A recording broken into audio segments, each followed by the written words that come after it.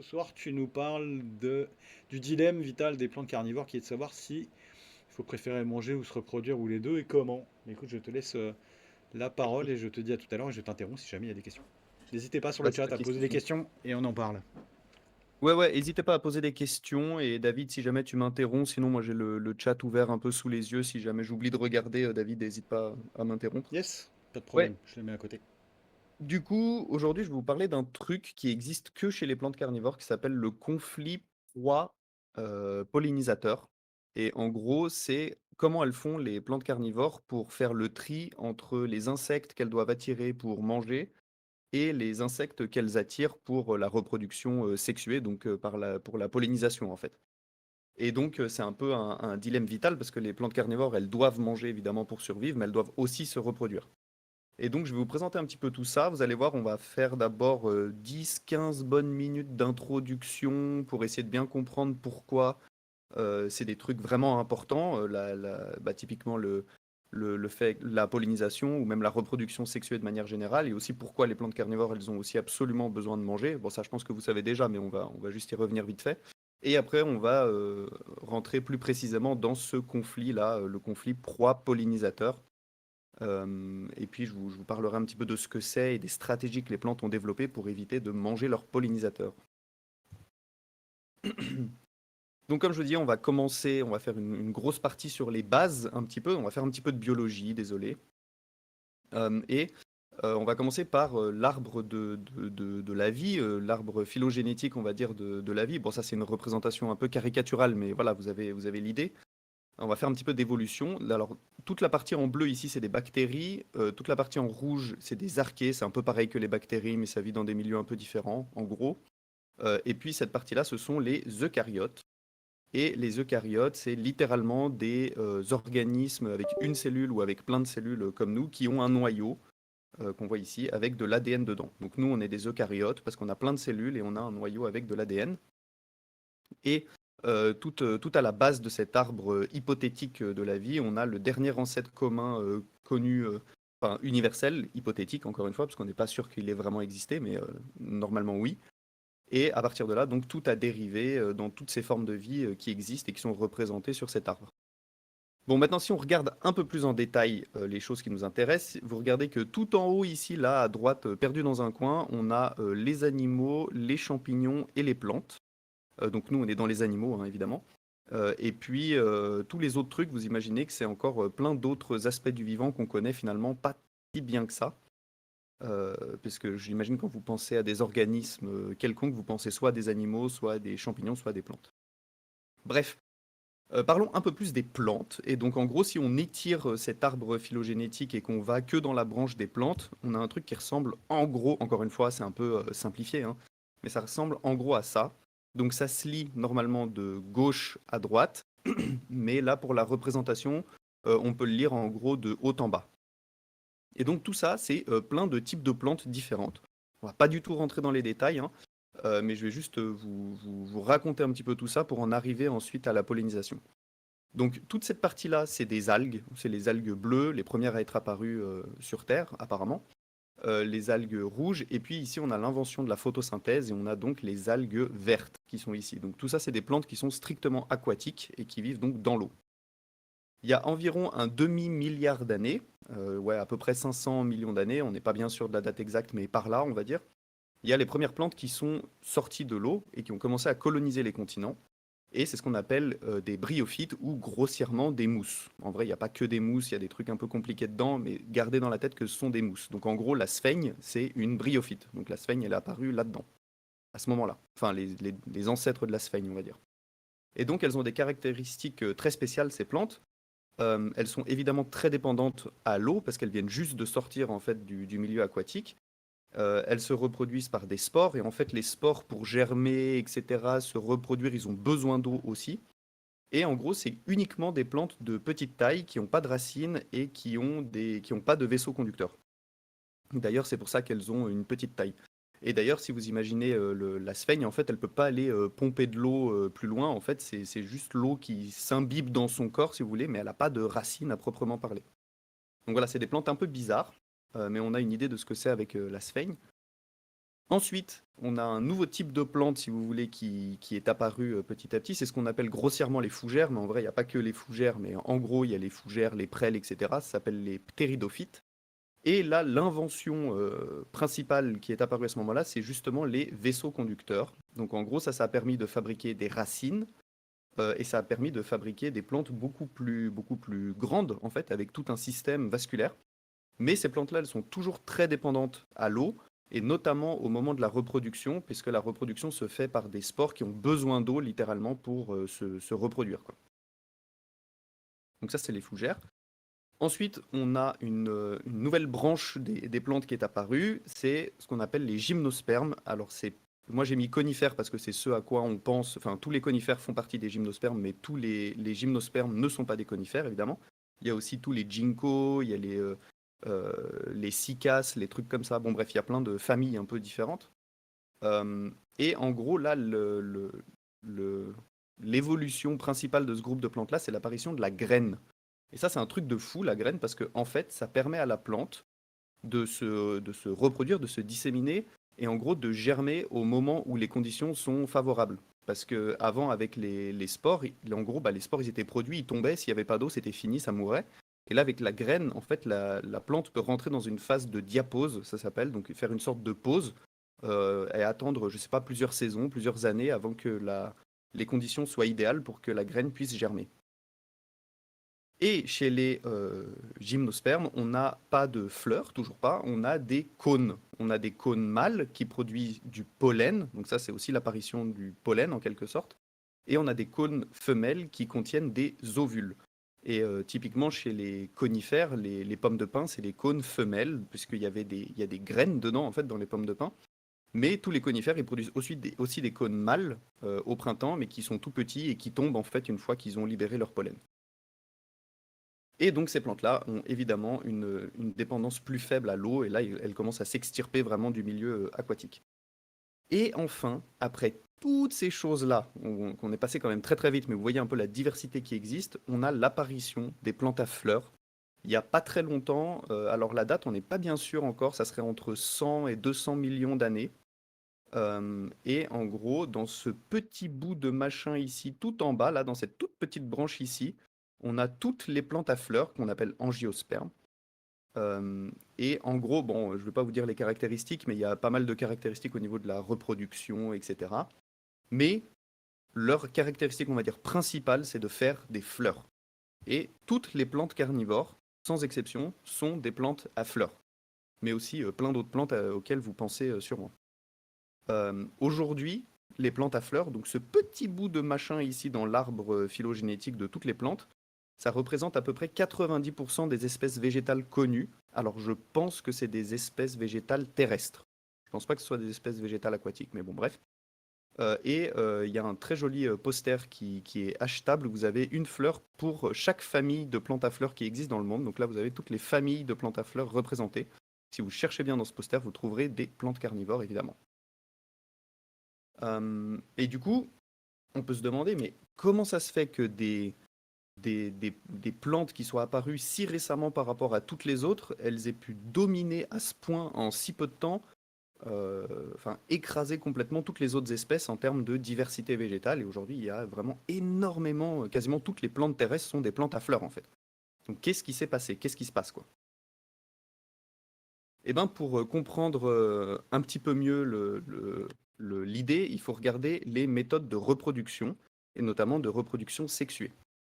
Je vous ai dit, les gymnospermes, elles produisent du pollen. Sauf qu'en fait, les gymnospermes, elles dépendent du vent pour la pollinisation. Donc vous voyez sur ce GIF-là, ils doivent produire des quantités astronomiques de pollen, parce que dans tout ce qui est produit, le but du jeu, c'est qu'il y ait un grain de pollen qui tombe sur un cône femelle mature d'un autre individu de la même espèce pour qu'il y ait une reproduction croisée. Donc, ça fait quand même pas beaucoup de chance, hein, si c'est que le vent comme ça qui disperse le pollen.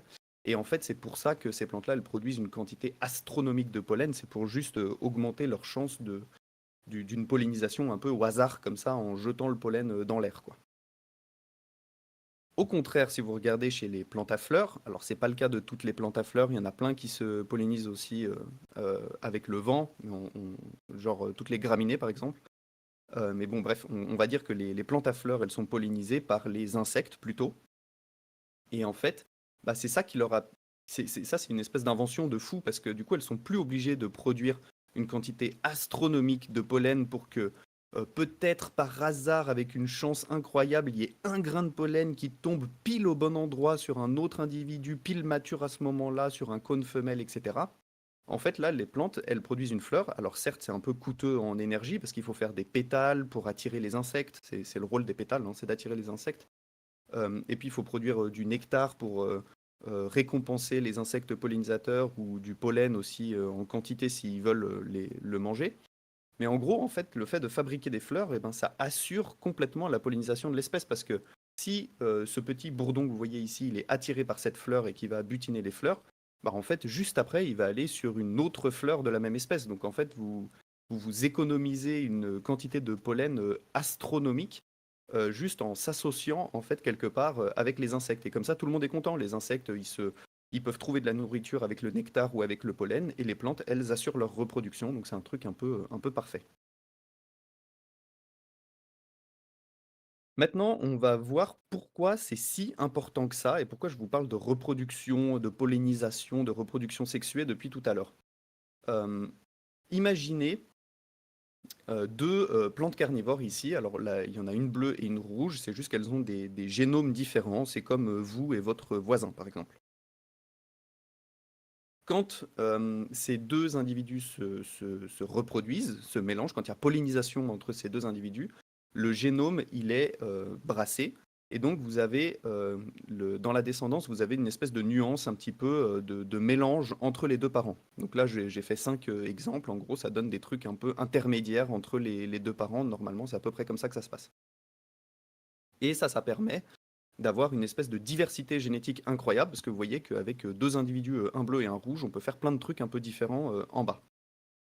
Et en plus donc de ces individus qui sont un peu similaires, on va dire, aux parents, on a des fois des mutations génétiques qui arrivent. Vous voyez, la couleur verte n'était pas présente ici, mais elle est apparue au cours de la reproduction sexuée. Et une mutation ici blanche, par exemple. Ça arrive que dans la reproduction sexuée. Ça n'arrive pas quand les plantes se clonent, par exemple. Et donc ça, c'est aussi super important. Pourquoi?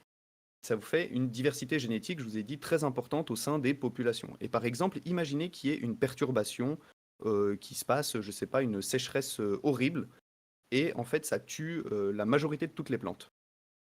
Bah, en fait, si vous avez une diversité génétique assez importante, vous allez avoir quelques plantes qui vont pouvoir survivre. Vous voyez, donc là, typiquement, tous les génomes bleus, violets, etc. sont morts, mais vous avez un génome ici qui a survécu, un noir, et un autre génome ici qui a survécu, issu d'une mutation, un blanc.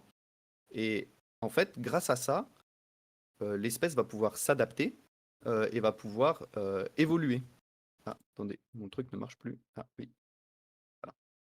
Et en gros, recoloniser ensuite la population, mais uniquement avec le génome qui permet de survivre aux perturbations, par exemple de survivre aux sécheresses. Et après, en gros, l'évolution continue, il y a toujours de la reproduction sexuée, vous avez des nouveaux variants qui apparaissent un peu tout le temps, et il y a de nouveau des perturbations, et en gros, toutes les plantes, tous les individus qui sont pas bien adaptés disparaissent. Et du coup, bah, c'est ce qui permet en fait la sélection naturelle des individus les plus intéressants, et donc de la génétique la plus intéressante, et donc de faire évoluer les espèces. Donc c'est super important pour l'évolution des espèces. Maintenant, chez les plantes carnivores, on sait aussi qu'il y a cette histoire de la carnivorie. Et pourquoi la carnivorie, c'est important chez les plantes carnivores? Bon, imaginez ici, je vous ai mis plein d'espèces de plantes différentes qui cohabitent dans un même milieu, disons les tourbières par exemple, un milieu qui est pauvre en nutriments, il n'y a pas beaucoup à manger dans le sol et tout, mais bon, il y a plein de petites espèces là qui arrivent à pousser quand même. Donc toutes ces espèces-là, elles arrivent à pousser, mais elles sont toutes en compétition entre elles pour accéder aux ressources. C'est-à-dire que l'espèce qui va réussir à choper le plus de nutriments, eh ben, elle va pousser plus vite, ou celle qui arrive à choper le plus de soleil, ou d'eau, ou d'espace, ou peu importe, non?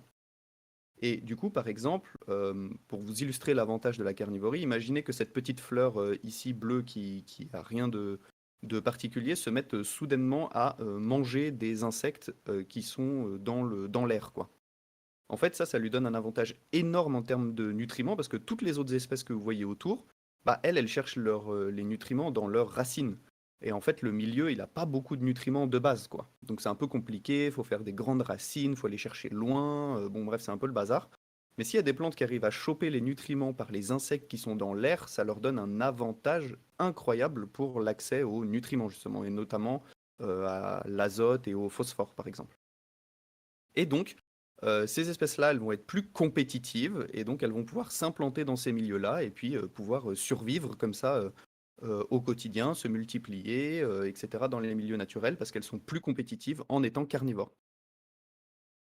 Donc, en gros, si vous avez compris un petit peu ce que je viens de dire, la carnivorie et la reproduction sexuée, ça correspond grossièrement pour les plantes carnivores à la survie dans leur milieu naturel et à leur évolution. Puisque la carnivorie, ça leur permet de survivre et d'être compétitive dans un milieu pauvre, et la reproduction sexuée, ça leur permet d'évoluer avec la sélection naturelle, etc. Je vous ai représenté ici, là, en gros, dans leur milieu, quand elles arrivent à survivre ici, les plantes, eh ben, elles peuvent se multiplier, de faire de la reproduction sexuée, de la pollinisation croisée, et donc on a des nouveaux variants qui apparaissent tout le temps et qui s'adaptent, etc. en continu. Vous voyez que c'est un peu deux facettes d'une même pièce, quoi, quelque part. Sauf que le petit souci qu'on a ici, c'est que à la fois la carnivorie et à la fois la reproduction sexuée sont assurées par des insectes. Et ça pose quand même un petit souci. Puisque si la plante, elle se met à attirer des insectes uniquement pour la pollinisation croisée, donc et pour la reproduction sexuée, très bien, elle peut évoluer. Par contre, si elle n'a pas de carnivorie, on a vu qu'elle n'allait pas être compétitive et qu'elle n'allait pas pouvoir s'implanter et survivre dans le milieu dans lequel elle est. Donc en fait, elle ne va pas pouvoir évoluer. Maintenant, si elle attire les insectes uniquement pour manger et pas pour la reproduction sexuée, bah, elle peut survivre dans le milieu. Par contre, il n'y a aucune chance qu'elle arrive à s'adapter, par exemple, au changement climatique, au changement de conditions environnementales. Et donc, bah, ça fait que la plante, elle va aussi s'éteindre à moyen terme, quoi, ou à long terme. Et du coup, la grande question à laquelle on va répondre, c'est comment font les plantes carnivores pour ne pas confondre les proies et les pollinisateurs, ou en gros, comment elles font pour pas manger les pollinisateurs, et donc assurer à la fois la pollinisation et la reproduction sexuée, l'évolution, la sélection naturelle, tout ça, et à la fois la carnivorie, et donc la survie et la compétitivité dans son milieu naturel. Bon, après cette introduction un petit peu horrible, on va passer quand même au vif du sujet et on va parler donc du conflit proie-pollinisateur. Mais je trouvais que c'était intéressant de remettre ça un peu dans un contexte évolutif un peu plus large, de biologie, etc. Donc là, ici, cette photo, c'est une photo que j'ai prise dans mon jardin et vous voyez ici, c'est une petite abeille. J'ai une vidéo que je vous montrerai un peu plus tard. C'est une abeille, comment on dit, charpentière, les grosses abeilles noires là, qui pollinise une fleur de Sarracenia et qui ne va pas se faire manger par les pièges derrière.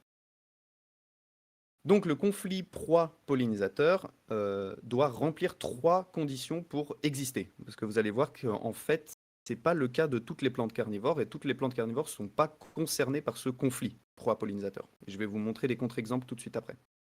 En gros, les 3 conditions, c'est qu'il faut qu'il y ait une dépendance aux insectes pour la pollinisation.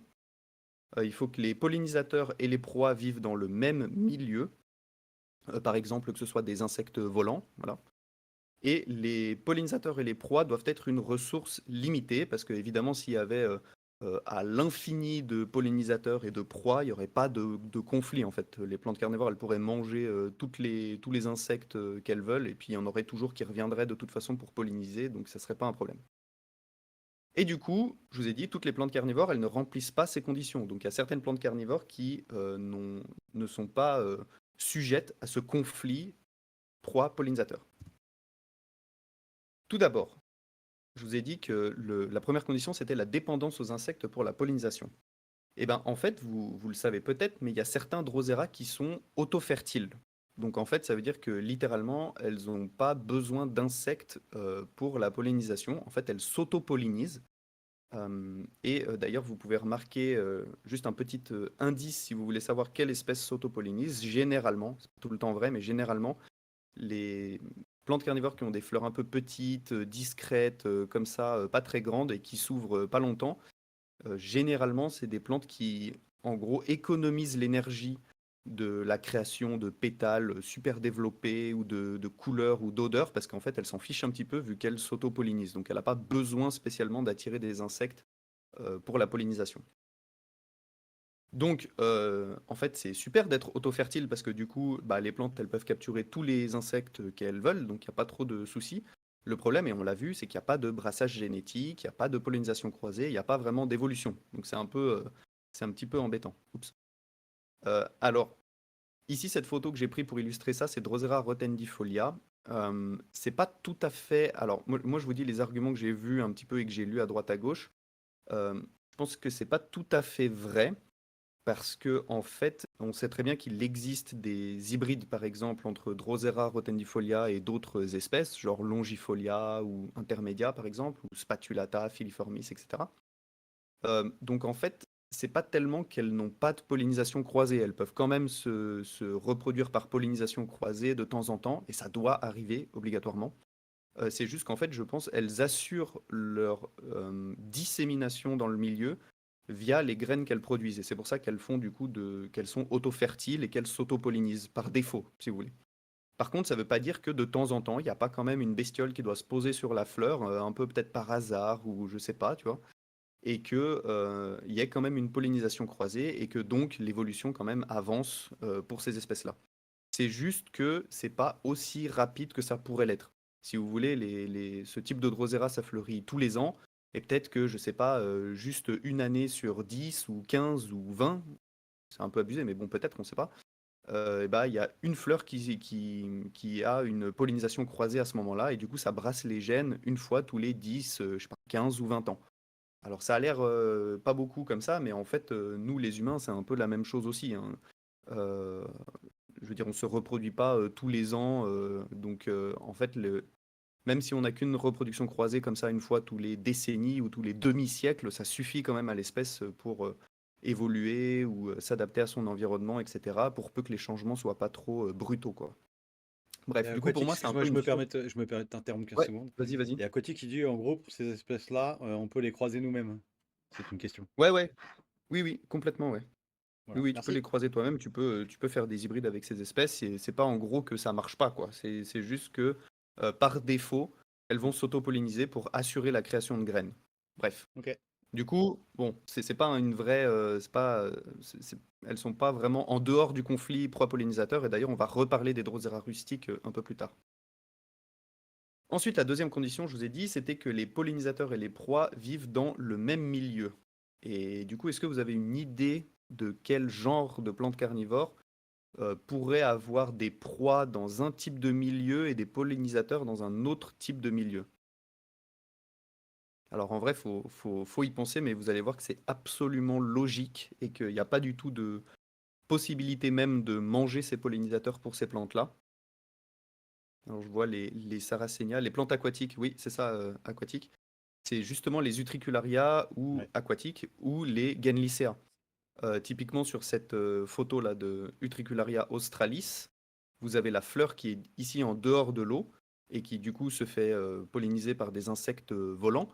Et en fait, les pièges qui sont sous l'eau et qui vont capturer des petites bestioles aquatiques. Et donc là, bah, il n'y a pas de risque possible de manger ces pollinisateurs en fait. C'est dans deux milieux différents. Donc pour ces plantes-là, il n'y a pas de conflit entre proies et pollinisateurs. Ça, c'est des plantes qui ne sont pas concernées par ce genre de truc-là.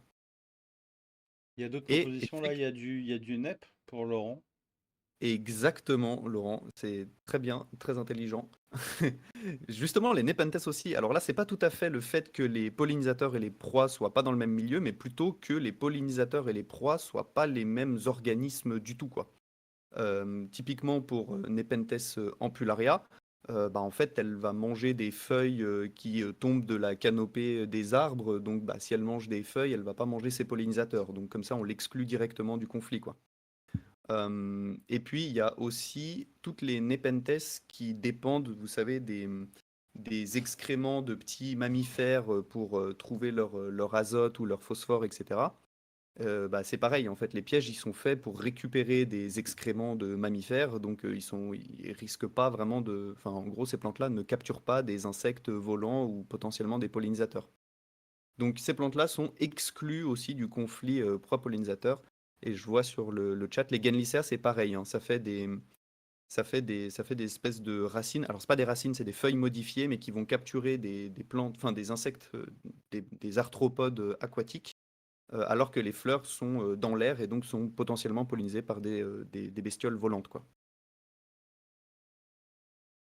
Et enfin, la troisième condition, les pollinisateurs et les proies doivent être une ressource limitée.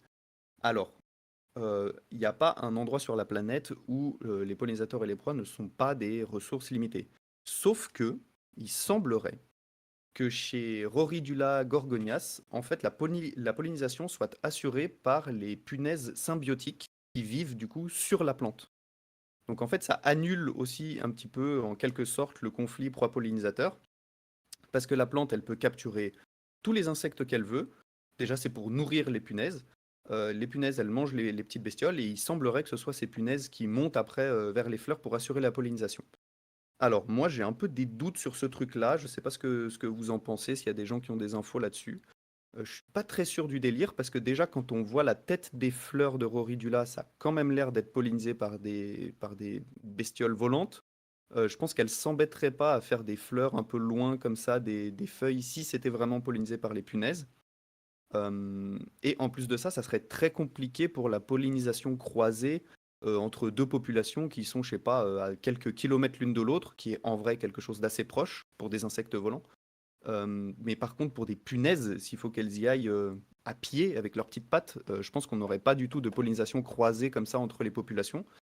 Donc je sais pas, peut-être c'est un mélange aussi des deux, vous savez, tout est toujours un peu une nuance de gris dans ce genre de truc-là. Donc peut-être que c'est un peu comme les Drosera rustiques, où par défaut la punaise elle va aller polliniser la fleur, mais que quand même elle essaye de faire de la pollinisation croisée, et puis ça doit arriver une fois de temps en temps, et ça doit suffire pour pouvoir maintenir une espèce de diversité génétique et maintenir l'adaptation et l'évolution de l'espèce. Donc voilà, je sais pas si vous avez plus d'infos là-dessus, moi ça me paraît un peu tiré par les cheveux, mais ça doit sûrement être vrai jusqu'à une certaine, jusqu'à un certain niveau, quoi. Bon, maintenant passons aux plantes qui ont vraiment un conflit entre les proies et les pollinisateurs. Punaise, après tout ce temps, on va enfin rentrer dans le vif du sujet.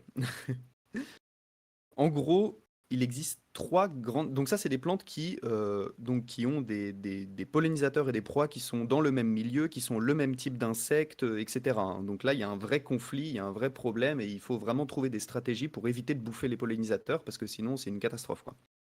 Euh, donc il existe trois grandes stratégies chez les plantes carnivores pour réduire la probabilité de manger ces pollinisateurs. La première grande stratégie, c'est la séparation spatiale. En gros, l'idée, c'est d'éloigner les fleurs des pièges. Alors, par exemple, chez Cephalotus, là, je vous ai mis une photo. Je ne sais pas si vous avez déjà vu, j'avais pas de photo de fleurs de Cephalotus, mais vous pouvez googler ça si vous voulez. Euh, En gros, les fleurs de Cephalotus sont super hautes. Elles font, je sais pas, 30 ou 40 centimètres de hauteur. Et les pièges sont plaqués au sol.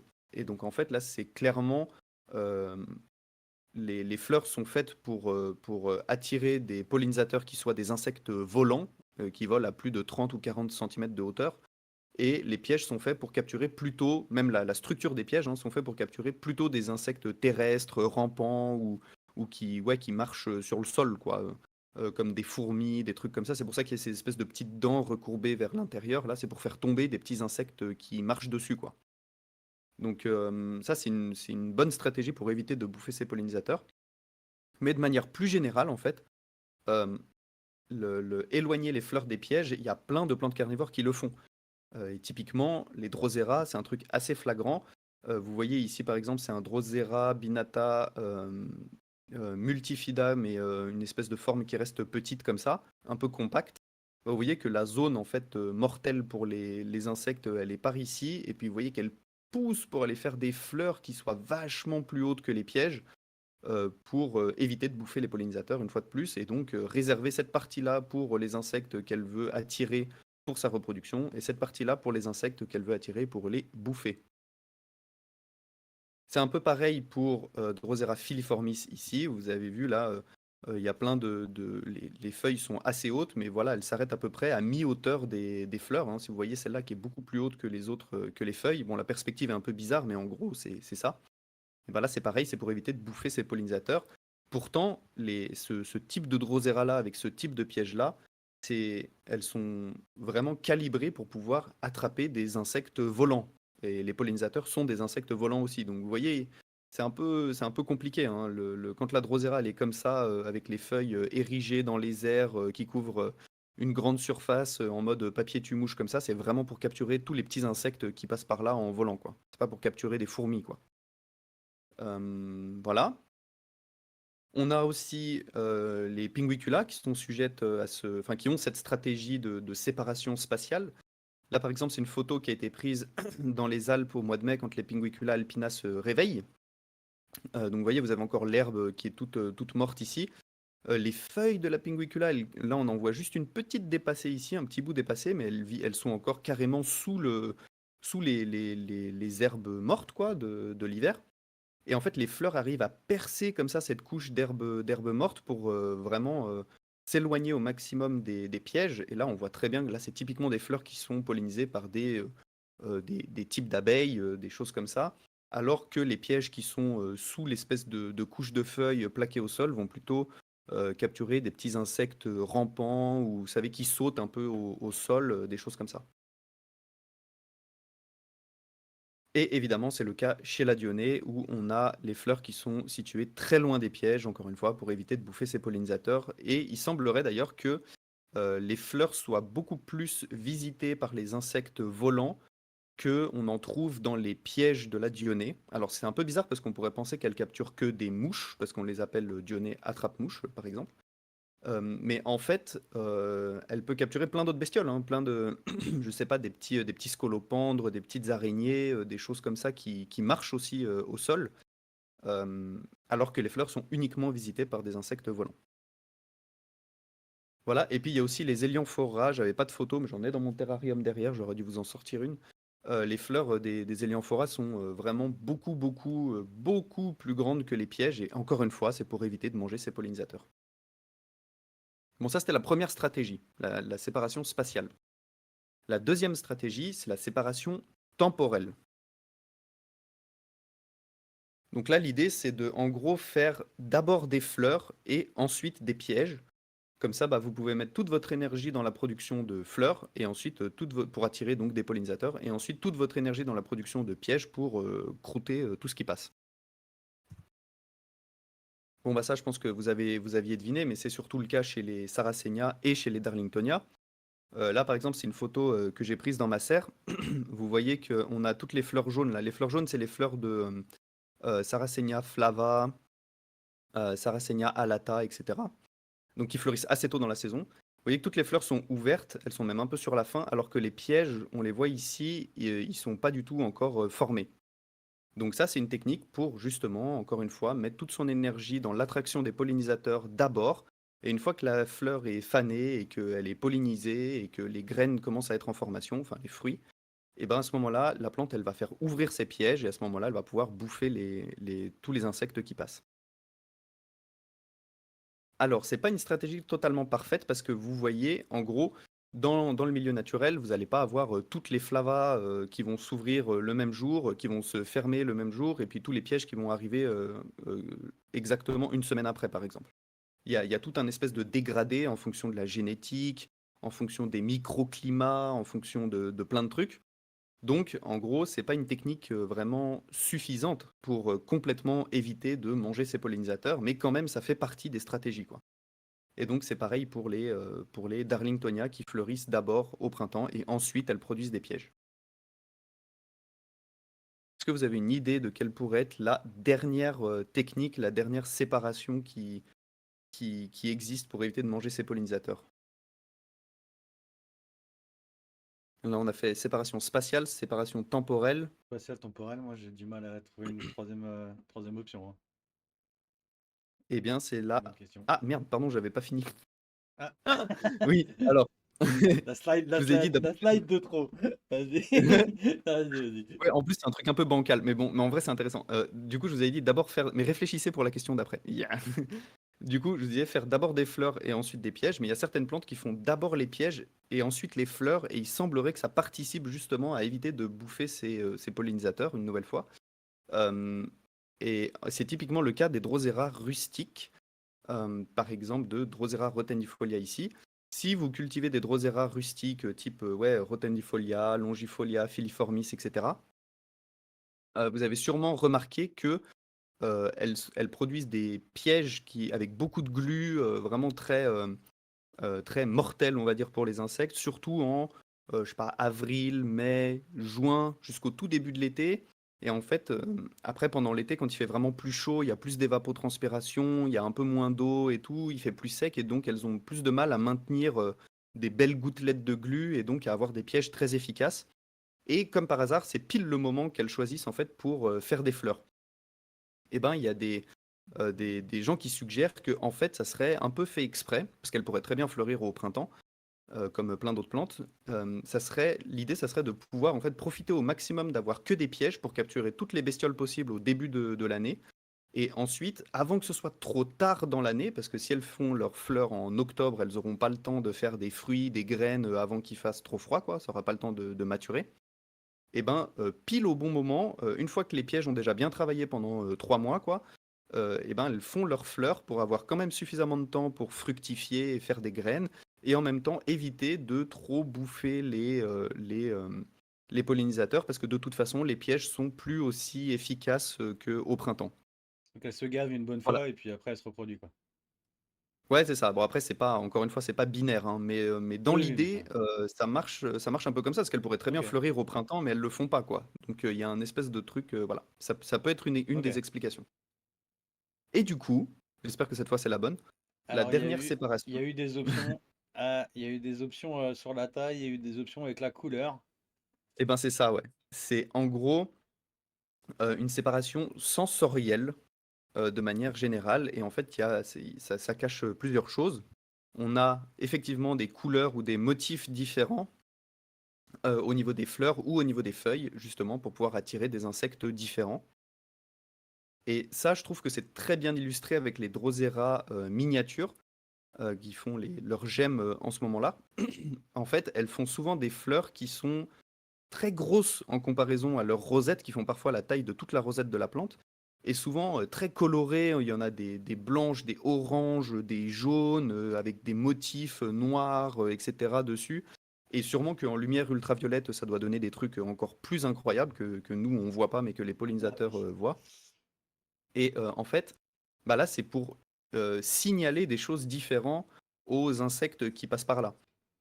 Typiquement, là, ces fleurs comme ça, c'est vraiment un signal pour les pollinisateurs pour dire: «Eh oh, venez ici, regardez, c'est super beau, il y a des trucs à manger ici, venez, c'est intéressant». Après, je pense pas qu'elles capturent trop d'insectes volants de toute façon, elles doivent capturer plutôt des insectes terrestres, rampants ou voilà, qui font des petits sauts, comme ça par terre. Mais voilà, en gros, les feuilles, elles sont plutôt rouges, vertes, alors que les fleurs sont, beaucoup plus bariolées, beaucoup plus, colorées et cetera, et ça permet d'attirer voilà, de signaler des choses différentes et d'attirer des choses différentes pour les pollinisateurs et pour les proies.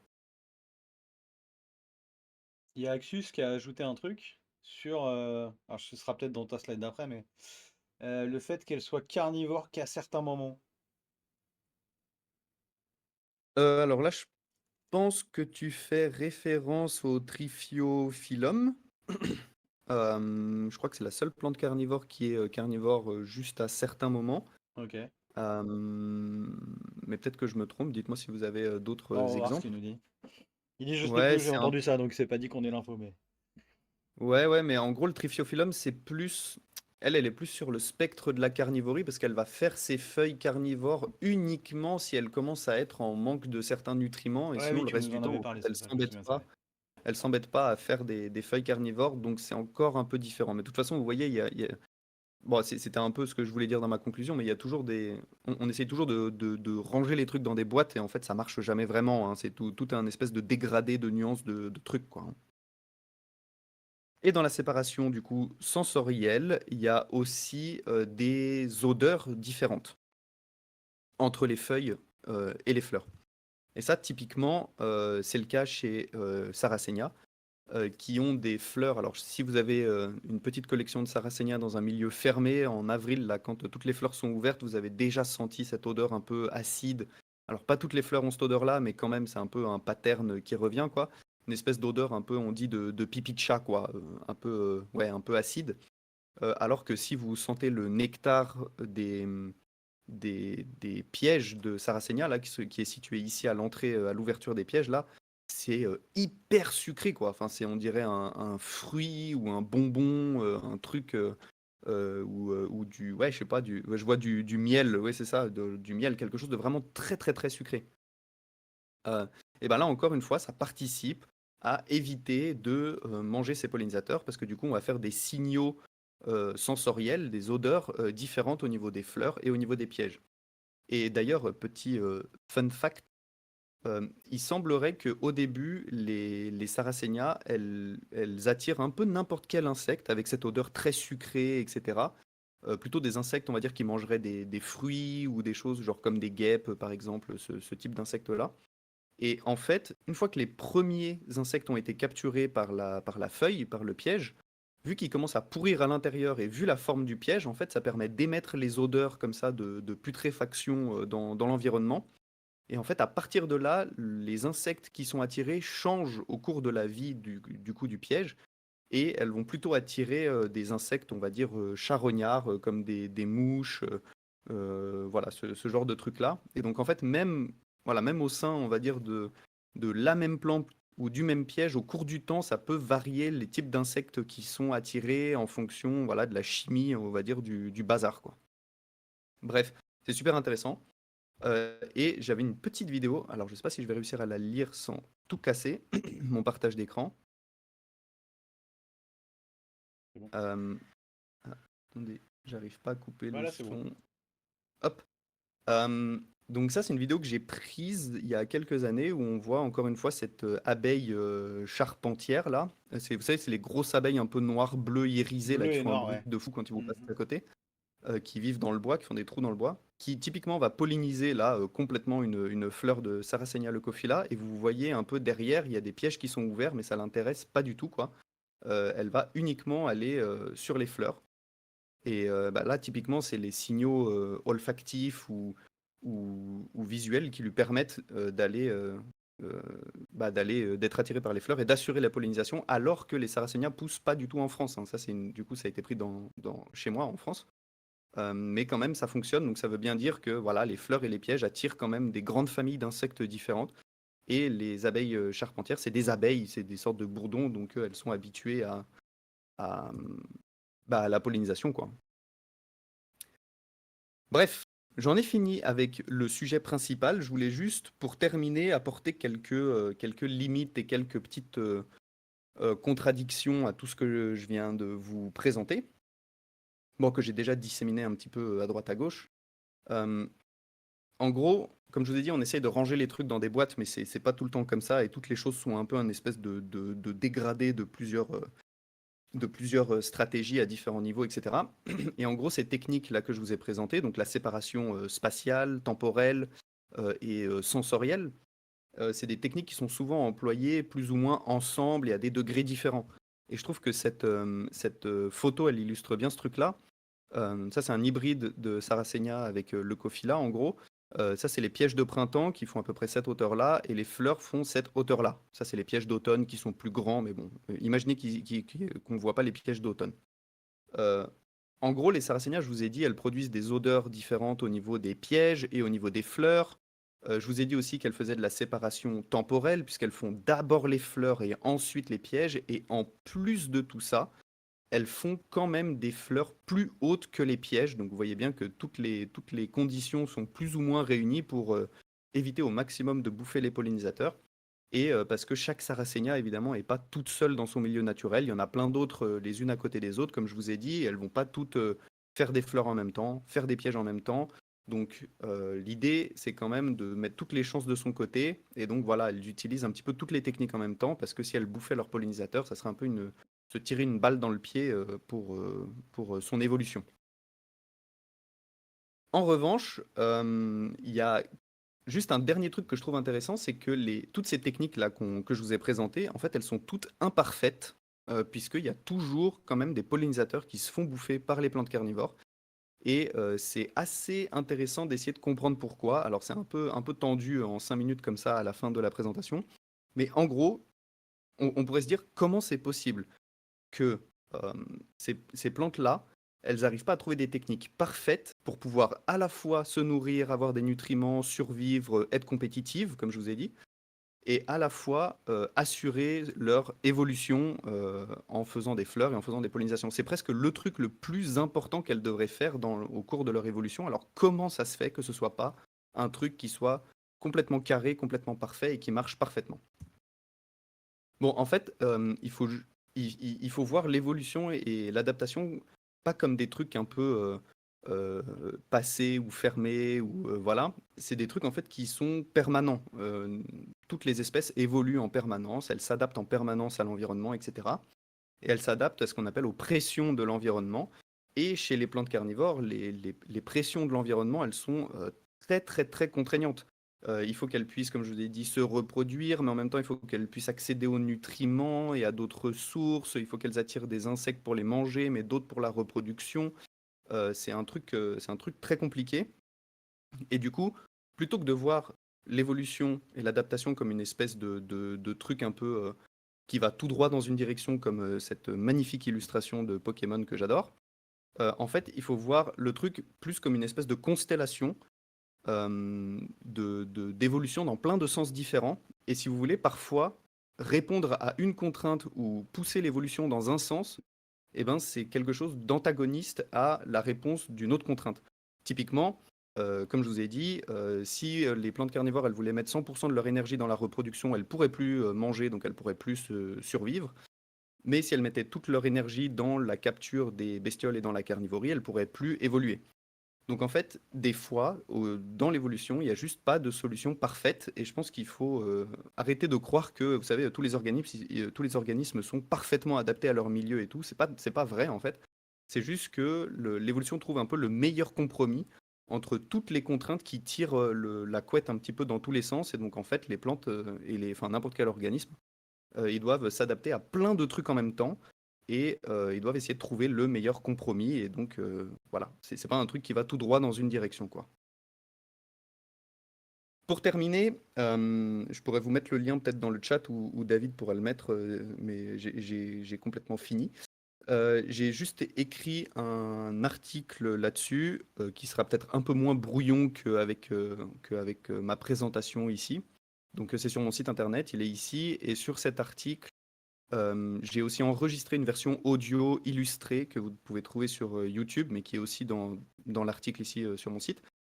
Et voilà, en gros, c'est un peu tout ce que je viens de dire, mais en plus clair et en plus précis. Et voilà, et du coup, si vous avez la flemme de lire, vous pouvez juste écouter ou regarder la partie audio avec 2-3 illustrations. Et évidemment, si vous avez encore des questions, des trucs comme ça, je suis toujours joignable par mail, où vous pouvez contacter David, ou bref, je pense que vous pouvez me trouver sur les réseaux sociaux, et je pense que tout le monde me connaît de toute façon ici. Mais du coup, voilà, n'hésitez pas, fagophytos@gmail.com si vous avez des questions, n'hésitez pas. Voilà, et puis évidemment, David, je pouvais pas finir sans Eh bien. le fameux gif de la fin. Une plante carnivore qui c'est ni proie ni pollinisateur pour sa survie, évidemment. Voilà. Merci tout le monde. Et si vous avez des Incroyable. questions, n'hésitez pas, n'hésitez pas. T'es devenu un boss en pédagogie, mais aussi en GIF, hein. Je vois que t'as une vraie Ah, moi, maîtrise maintenant incroyable. je suis fan de GIF, Incroyable, hein. mais c'est ouf. Alors attends, tu peux fermer ton partage d'écran du coup. Je vais récupérer ta tête. Voilà. Hop, on va juste fermer ça. Yes. Et là, t'es en grand sur mon écran, c'est parfait. Bon, bah une Monsieur fois de plus, GIF. on a appris plein de trucs. Évidemment. Putain, mon écran, il est pas ouf Ah, en ce ah oui, moment. tu Ça t'as passe t'as bien. envoyé l'article, trop cool, merci. Ouais, je l'ai retrouvé sur ton site. Bon, ouais, c'était un peu. En fait, je voulais pas faire juste la présentation des stratégies un peu comme ça, bête et méchant. Je voulais essayer d'ouvrir un peu le bazar pour qu'on comprenne un peu plus dans quoi tout ça, ça s'inscrit, quoi. Ouais. Parler un Et bah petit peu c'était de systématique, d'évolution, de biologie, de tout ça, quoi. C'était vraiment ultra intéressant. Moi, je sais pas si t'as vu, mais Laurent a gagné un cadeau. Alors, j'ai cru voir. Qu'est-ce que t'as dit, Laurent, C'est le comme terme mot? pédagogique Comme qu'il a mot. trouvé. Ah, Pas facile, hein? Et il a gagné une Dionée Jumbo offerte par les Gluten et donc Charles Bussers, qui la dernière fois nous avait faux fait un clone. des livres qu'il a écrit sur les potions issues des Dionnées. Et voilà, tu as gagné une Dionée, bravo, bravo Laurent, dans le train, tout ça dans le train. Pour une fois que c'est pas Aquatique ou Esken qui gagne, il y a quand même une justice dans ce jeu. Vous voyez, c'est pas des mots très compliqués en fait, hein. Finalement, il y a quelqu'un qui a tryhard avec tous les mots que tu as utilisés dans les plantes, la C'est vrai. présentation des différents types de plantes. C'est qui? C'est Aquatique, je crois, qui nous a fait une attaque par dictionnaire, je crois. Ça m'étonnerait pas que ce soit lui. Incroyable. Bon, en tout cas, c'était ultra intéressant. J'ai appris encore plein de Je choses. regarde si s'il y avait des questions, mais je crois pas, hein, je crois que Je vais remettre et puis ça. avec les changements de climat, les plantes ont intérêt de s'adapter. Oui, bah, justement, c'est un peu le truc pour les plantes, je vous ai dit là, tu sais, par exemple les Drosera rustiques qui font pas trop de pollinisation croisée ou de reproduction sexuée.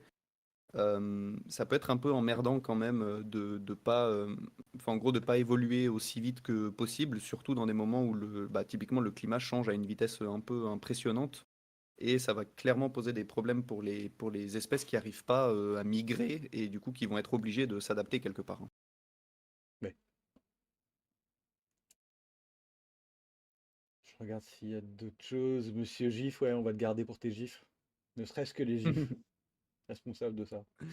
Euh, ouais, ouais, il y a encore pas mal de cadeaux à gagner, hein, je vous le dis tout de suite.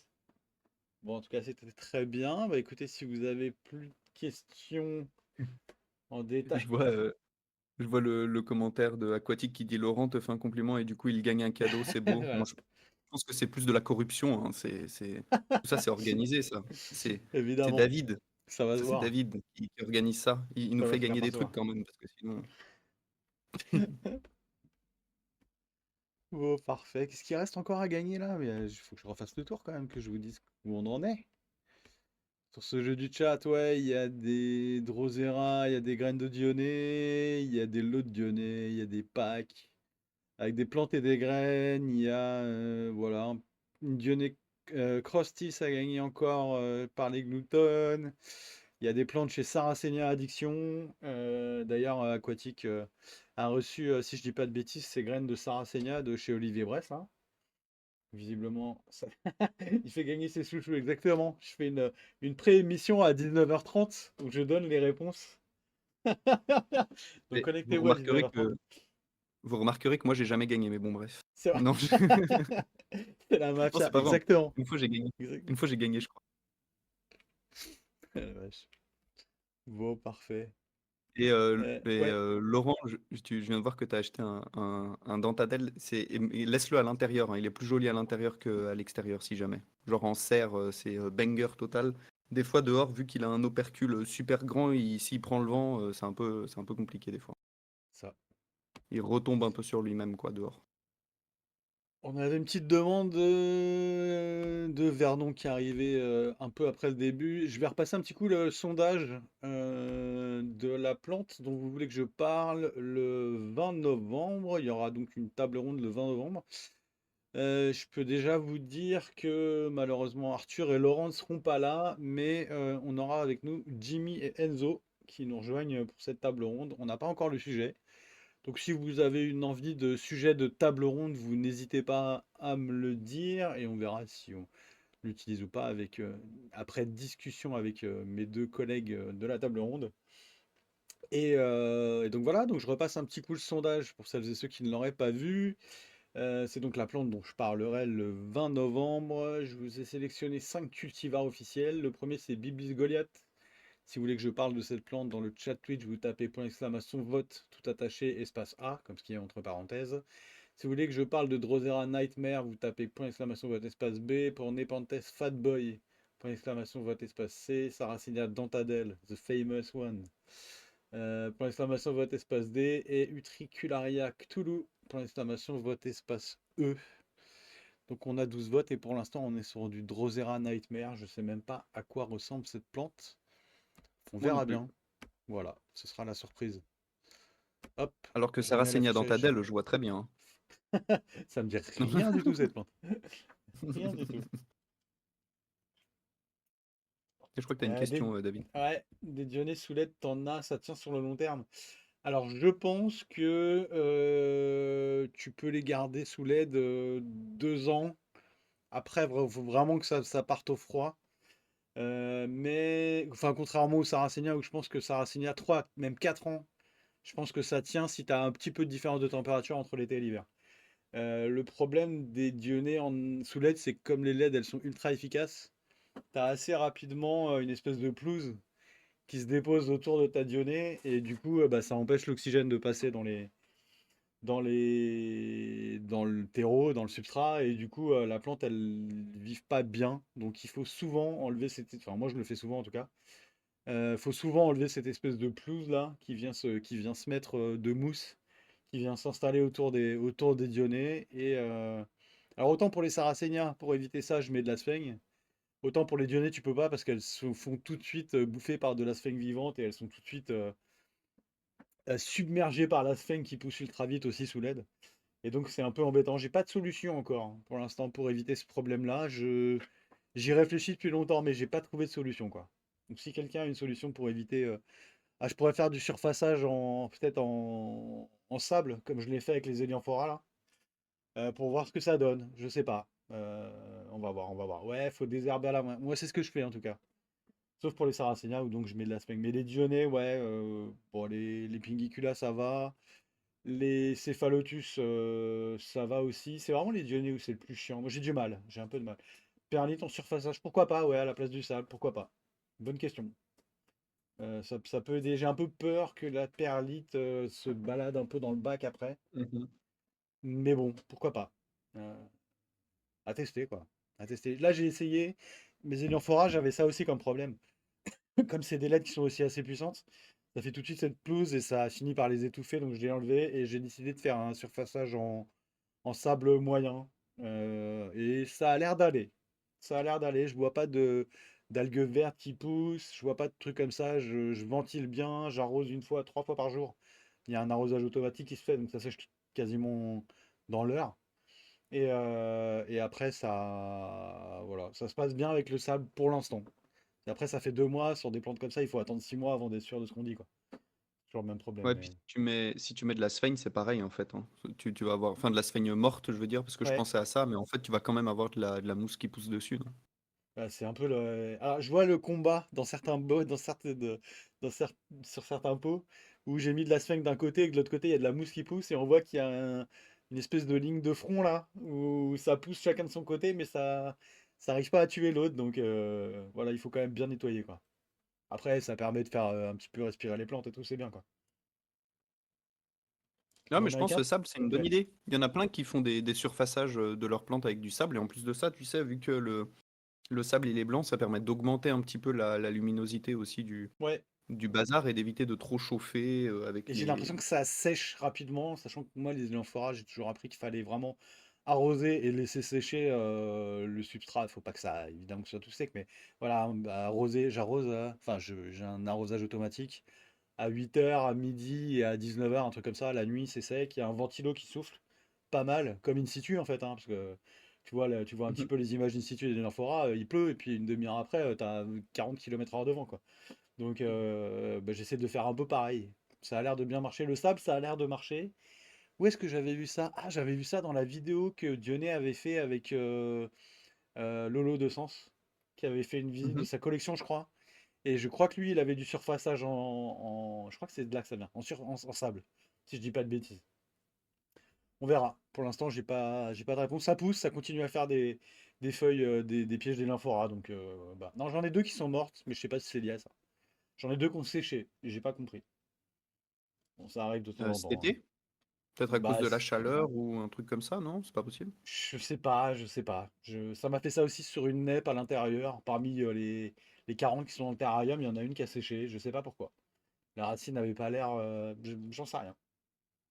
Ouais, tu sais, des fois, ça peut être de la moisissure enfin, du pourrissement des racines, quoi. Tu sais, s'il fait Hmm. un peu trop chaud, humide, que la plante, je sais pas, elle chope ou elle est pas en forme, ou tu viens de la recevoir, ou un machin comme ça, elle est un peu fragile, boum, ça canne, quoi. Alors sur le sable, c'est du sable de Loire qui est pas calcaire, hein, normalement. Que j'avais pris, j'ai acheté un gros sac. D'ailleurs, je voulais vous montrer un truc sur les Enerphora. Ça fait une bonne transition là. C'est que je me suis fait un peu peur avec un truc qui est apparu. Alors vous allez me dire si vous avez déjà vu ça. Est-ce que je l'ai ici? C'est celle. Non, c'est pas celle-là. D'ailleurs, faut que j'enlève cette fenêtre. Excusez-moi. Ça, c'est celle que tu m'avais envoyée. Ouais, c'est ça. Alors, je vais essayer Ah oui, de je vous crois que les j'ai vu passer retrouver. tes publications. Attends, est-ce que je les ai en fait? Ah, mais je les ai pas pris, si. Bon, attends, on va faire comme ça. Je vais retrouver ma publication. Vous allez me dire si vous avez déjà eu ça. C'est Olivier Brest qui m'a donné le résultat de ce que j'ai, de ce que c'est, mais ça m'a fait flipper, hein. Bougez pas. Est-ce que je les ai là? Ouais, je vais retrouver mon post vite fait. Hop. Mais j'ai vu Ouais, qu'il y a des gens qui j'ai plein d'énigmes, t'avaient fait effectivement. des blagues très drôles en disant que c'était des symbiotes Ouais, c'est ça. de En fait, Venom, c'était là. C'est ça que ça. tu parles, non? C'est C'est ça que ouais, tu ouais, parles, c'est hein? ça, ouais, c'est ça, ouais, c'est ça. Mm. La fenêtre, c'est celle-là. Je crois que c'est Alors, toi, Vernon, qui a fait les blagues, non? ça doit être ça. Voilà. Je la mets au milieu, hein, je suis désolé, c'est pour que vous voyez bien. C'est un peu goré, mais c'est pas grave. Hop. Et donc voilà ce que je trouve dans mon terrarium sur une de mes Elianthora un matin en allant boire mon café où il y a mon terrarium. Et je tombe là-dessus, quoi. Et je me dis, Je vais mais essayer de regarder. qu'est-ce que c'est que ce truc? Qu'est-ce que c'est que ce machin? Je vais la mettre en grand. Est-ce que je peux avoir l'image en grand? Vous On allez bien dirait voir. presque des graines, quoi. Alors, je pensais que Des c'était. graines de Au début, basilic. au début, je croyais que c'était des graines de Dionée. Mais vraiment, hein. Ouais, Ça ok, fait, ouais, ça ouais. fait vraiment la même chose, quoi. Et Oui, donc, oui, j'essaie oui, de les tout à fait. enlever et tout. Ouais, voilà, c'est ça, graines de Dionée, quoi. Tout le monde m'a dit ça sur, sur les groupes Facebook. Il y a deux, trois personnes qui m'ont dit ça. J'ai dit, allez, je les enlève, c'est pas normal, c'est chelou. Et en fait, quand tu les enlèves, c'est ultra mou. Donc, j'ai avec mon espèce de prince Bruxelles, là, que j'utilise pour faire mes manips. Vous voyez la taille du sable, hein? C'est le sable qu'on voit ici, là. Mhm. Et c'est des grains de sable qui doivent faire 1 millimètre de haut, hein. Donc, voilà, c'est vraiment. Et donc, quand j'appuie dessus, ça devient tout mou et ça s'écrase. Il n'y a vraiment pas. Donc, c'est pas de la graine, c'est clair et net. Et puis, c'est à des endroits quand même assez bizarres, parce que le terrarium, il est fermé et tout. Tu vois, des Dionnées, j'en ai pas enfin, j'en ai pas là et pas en fleurs, quoi. Ça, certainement pas en fleurs à l'intérieur. Et donc, c'est Olivier Brest qui m'a donné la réponse. Je vais vous la lire ici. Donc, lui, il dit que c'est un myxomycète, un genre de Ah ouais, c'est champignon ça. J'allais dire ça, ouais. inoffensif pour les plantes, ouais. Et en fait, quand tu tapes ce nom sur Google, c'est des trucs qui ressemblent pas du tout. Mais j'en ai retrouvé un qui ressemble. Et je vais peut-être pouvoir vous le montrer. Les, les, Donc voilà. les myxomycètes, c'est un truc un peu bizarre, un peu apparenté aux Ouais. champignons, mais non. C'est, vous savez, le blob. Vous avez déjà vu des Ouais. trucs du blob? Ça, c'est un myxomycète, mais il y en a plein qui font juste des espèces de petites infrutescences, là, des espèces de petites boules, et en fait, c'est là-dedans où il y a les spores. Et, euh, et ça se diffuse comme ça, et normalement, les myxomycètes, ça bouffe soit de la matière en décomposition, ou soit des bactéries qui mangent la matière en décomposition. C'est pour ça qu'on les retrouve souvent, genre sur les troncs d'arbres un peu humides, dans les bois, les machins comme ça. Et il y en a un peu de toutes les tailles, toutes les formes, toutes les couleurs, mais ça reste des trucs gluants qui rampent, quoi. Est-ce que je peux vous retrouver la photo? Non, je vais pas l'avoir, c'est dommage. Mais effectivement, c'est ça. Je peux pas vous la passer celle-là? Parce que je l'ai ouverte après. Mhm. Non, tant pis.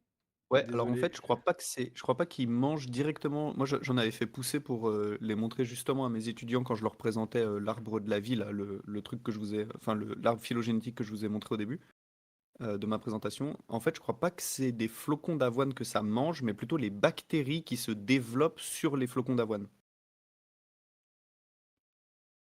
Moi, j'en avais gardé dans des boîtes de pétri là pendant plusieurs semaines où tu les vois avancer comme ça toutes les heures, tu les vois à des différents endroits dans les Ah boîtes de ouais. pétri et tout. C'est incroyable, mec, comme truc.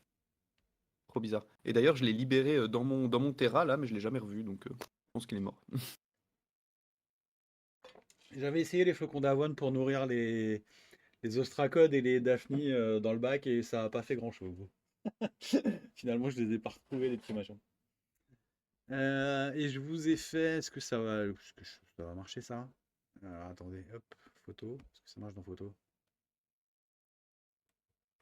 Ouais. Et je me suis dit que j'allais faire quelques images d'IA.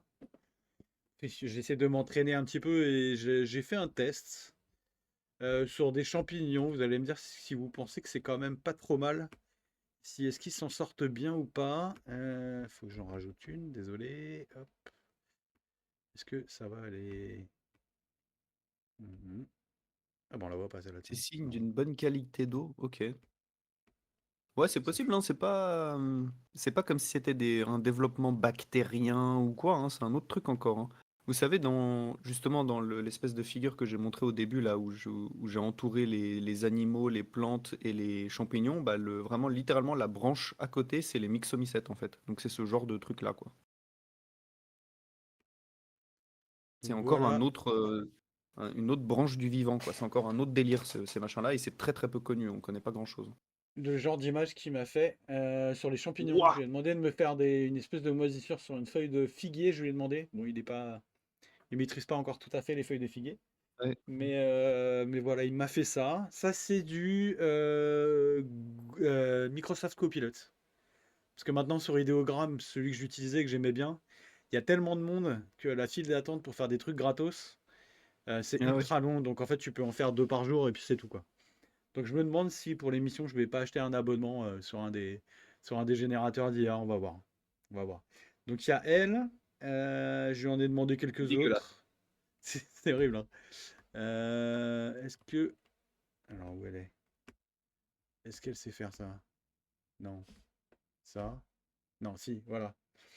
Ça c'est pas mal, hein. Ça c'est un peu moins, ça fait un peu moins réel. Mais c'est pas mal, je trouve. Ouais, c'est joli, ça fait un peu C'est vue joli, hein. microscopique, quoi. Ouais, c'est ça. Je lui ai demandé une vue micro Ah ouais, ok, ok. de ça. Voilà. Je me souviens plus du prompt. C'était un truc très très simple, hein. Ça, Il c'est m'a fait stylé, hein. ça. Je lui ai demandé un dessous de champignons. C'est Waouh. pas mal, hein. Ça, c'est grave cool, hein. C'est ultra détaillé, quoi. Et là, le prompt, il Ça y a fait, 5 mots, quoi. ça fait vraiment fond d'écran de fou, quoi, je trouve. C'est ça. Ou tu sais, les photos gagnantes des concours CNRS ou des trucs de fou comme ça, hein. Il y a ça aussi, qui est pas mal, qui est vraiment joli, hein. Nice. Je lui ai demandé hein, au pied d'un chêne, qu'est-ce que tu fais, ce chat? Putain, il est chiant. Et il y en a une dernière de mémoire qui est celle-là. Celle-là, elle est ultra jolie. Ah bah ça, Ça on fait dirait presque blob, un là, du blob, coup. ça. Ouais, c'est ça, exactement. C'est mignon, ça. Un peu, un peu l'arbre de la vie en blob, quoi. C'est ça. C'est mignon. Et donc, ça, c'est du copilote Microsoft, qui marche vraiment bien quand on n'a pas trop l'habitude. Et donc, le chat est ici, là. Voilà, pour ceux qui ne l'auraient pas vu. Il Il va s'occupe te des faire tomber Lego. ton truc, là, tu vas voir. Hop là. Ouais, c'est ma femme qui a fait la statue de la liberté en Lego, là. Si tu fais tomber, ça va pas bien se passer, hein. Ah bah là, tu le vois venir, là, hein. Je te jure. Ouais, mais ouais. Il est capable de tout. Satané chat. Qu'est-ce que j'avais d'autre à vous dire ce soir? Ça sent la connerie. Ouais, ouais, il est pas mauvais en ce moment, là. Il essaie de se faire remarquer. De quoi Il d'autre est je jaloux de voulais ton qu'on autre parle? chat. Ouais, bah elle, la petite minette, là, maintenant, elle dort sous la couette avec nous. Donc on est 4 dans le lit. Moi, Ah, ma femme, et puis les 2 chats, quoi. C'est absolument insupportable pour ceux qui ont des chats et qui savent à quel point on dort mal avec des animaux domestiques. ah C'est ouais. quand même incroyable. Non, moi, je les dégage de la chambre parce que sinon, C'est ils vrai? dorment sur moi. Mais en Ouais, fait, ils bah veulent ouais. dormir sur moi, quoi. Juste Ils sont sur mon ventre, sur mon dos, sur ma tête. C'est impossible, quoi. Et tu sais, tu t'endors et t'arrives pas bien à respirer parce que t'as un chat ici, quoi, qui dort. 4,5 kg, et voilà. Ouais, c'est ça. Ah oui, j'avais trouvé le nom des champis potentiels que vous avez vus là, donc les petits champignons noirs que vous avez vus, qui sont donc des champignons, et qui s'appelleraient donc des Comatricha nigra, qui font en fait une toute petite queue et puis cette espèce de boule noire là. Euh, Ça y est, voilà, t'es chez toi en fait. On parle de toi, c'est fini. Descends. Quelle star. Comment t'as dit? Et donc voilà. Comatrichia nigra? Comatrichia nigra, Comatricha espace Nigra, ouais. Ouais, ouais, ça doit être ce genre de truc-là, ouais, dans l'idée. Je sais pas si c'est cette espèce parce qu'en vrai, c'est quasiment impossible d'identifier C'est ces compliqué, machins-là, ouais. mais. Donc c'est ça, Mais si oui, jamais et en du fait, jour au lendemain vous voyez apparaître ça. justement, ces espèces de petites boules là, c'est le fruit en fait. Enfin, En vrai, c'est pas vraiment des champignons, mais c'est le même délire, quoi. Tu vois, les petites boules, c'est un peu la partie visible des champignons, quoi. Mais en fait, la plupart du corps du bazar, c'est sous la terre, où ça rampe un peu dessous et tout, tu sais. On a C'est la, triché moi, pour les jeux. T'as oublié un i, non. Gauthier. Bon, c'est le même problème Euh, avec les ans. il les laisse derrière la porte et il gratte toute la nuit. Euh, incroyable. Plante du mois, c'est bon. De quoi je voulais vous parler? Ouais, les Pit News, j'ai fait une petite vidéo d'une minute 30 là, pour montrer un petit peu les cadeaux que j'ai envoyés à Scan. Et visiblement, c'est un format qui vous a bien plu. La minute 30, ça a été bien regardé. Et du coup, on en fera d'autres. On a prévu depuis longtemps des petits shorts qu'on passera sur Facebook et sur YouTube, des petites vidéos d'une minute d'extrait de nos confs. Et donc, ça devrait se programmer pour dans pas trop longtemps. Donc ça, c'est cool. Je peux m'installer à l'ordinateur sur lequel vient squatter. Je vois qu'il y a pas mal de possesseurs de chats et c'est bien. Même si ça empêche de dormir, quoi. J'ai fait un petit peu le tour aussi des gens qui nous suivent sur YouTube. Merci beaucoup d'ailleurs de nous follow sur YouTube. C'est cool. On est arrivé à 153 followers, hein. Donc petite chaîne mais qui grandit au fur et à mesure. Merci beaucoup. Et j'ai vu par contre que dans les stats, sur les 365 derniers jours, il y avait quand même quasiment 62% des gens qui nous regardent qui ne sont pas abonnés à notre chaîne.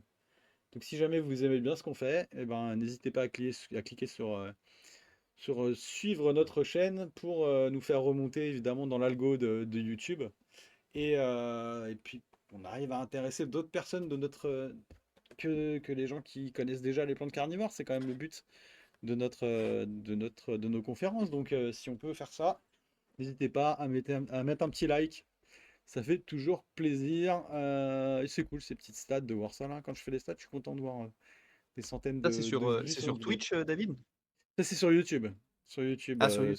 62% des gens qui regardent nos vidéos qui sont pas abonnés à notre chaîne. Donc n'hésitez pas, je vous remets quand même le lien. Des fois que les gens ne sachent pas quelle est notre chaîne YouTube, mais comme j'ai Hey le droit de YouTube, faire des liens, abonnez-vous. Abonnez-vous abonnez-vous YouTube. YouTube. J'ai pas encore mis en ligne sur YouTube la vidéo de la table ronde du mois dernier, mais ça devrait se faire dans les jours à venir. J'y travaille. Sous un autre pseudo. Merci pour vos abonnements en tout cas. Franchement, ça fait trop plaisir de voir les stats, quoi. Tu vois les trucs passer là, Créez c'est plein quand de même vraiment comptes très agréable. et abonnez-vous sur tous vos comptes. N'hésitez pas. Donc cette petite vidéo sur Escape vous aura plu, mais je trouve ça cool. Quoi d'autre? Qu'est-ce que j'ai d'autre à vous raconter?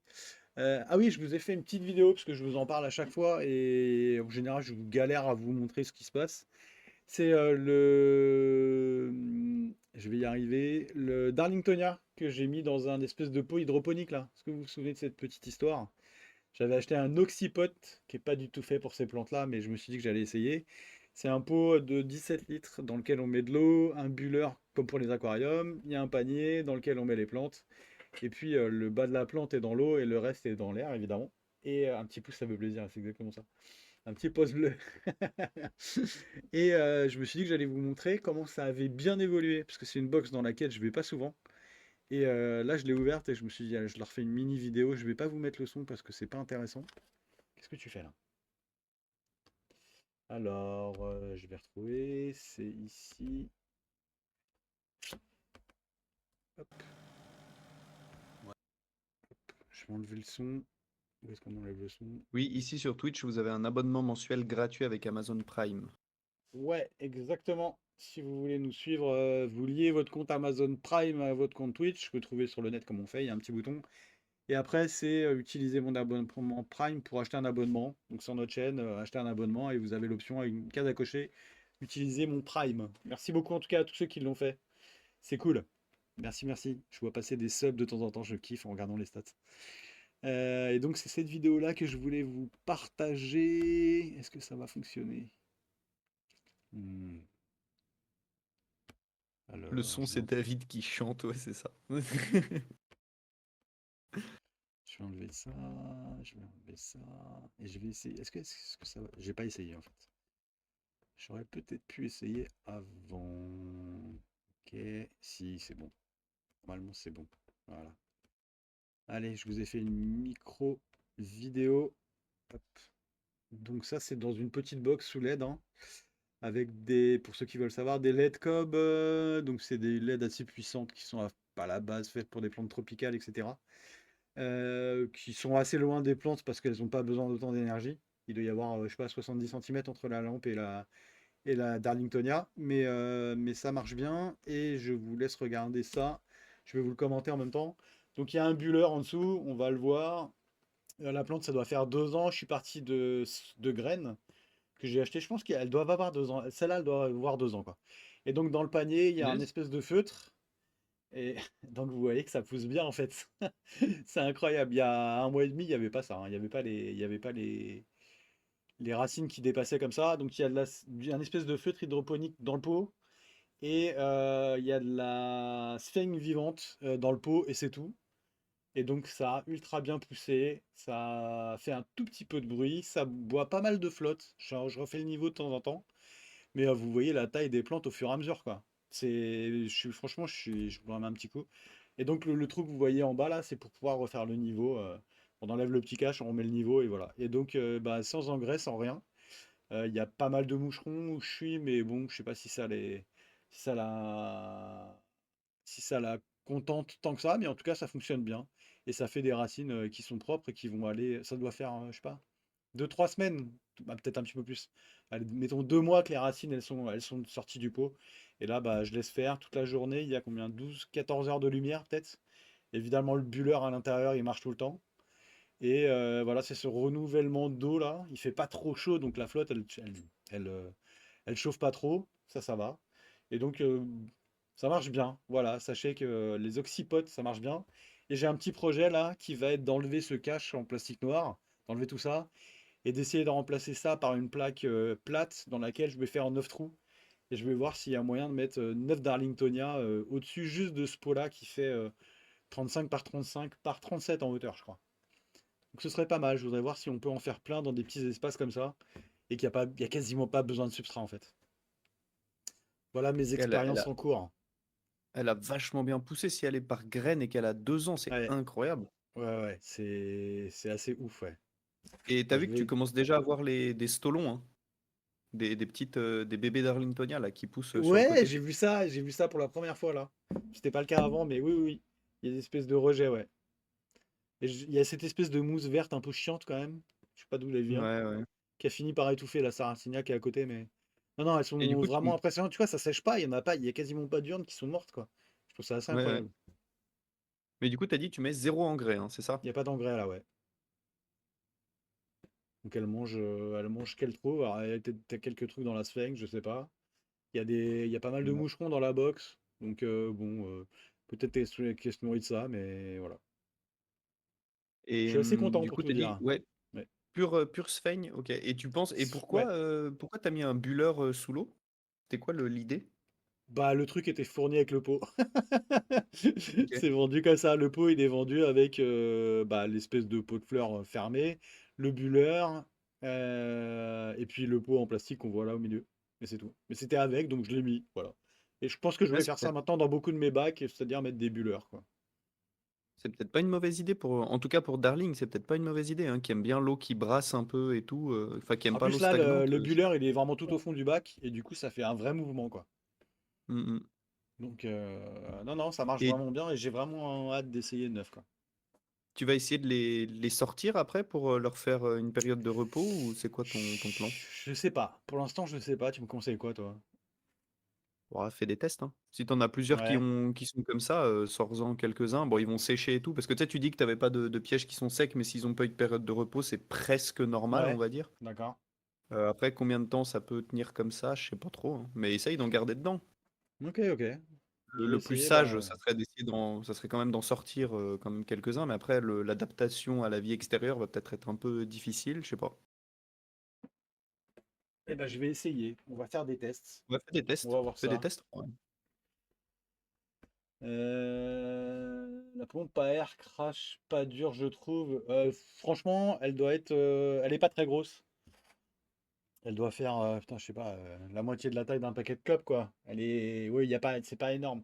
Mais par contre, c'est en permanence, quoi. Et il n'y a pas de web.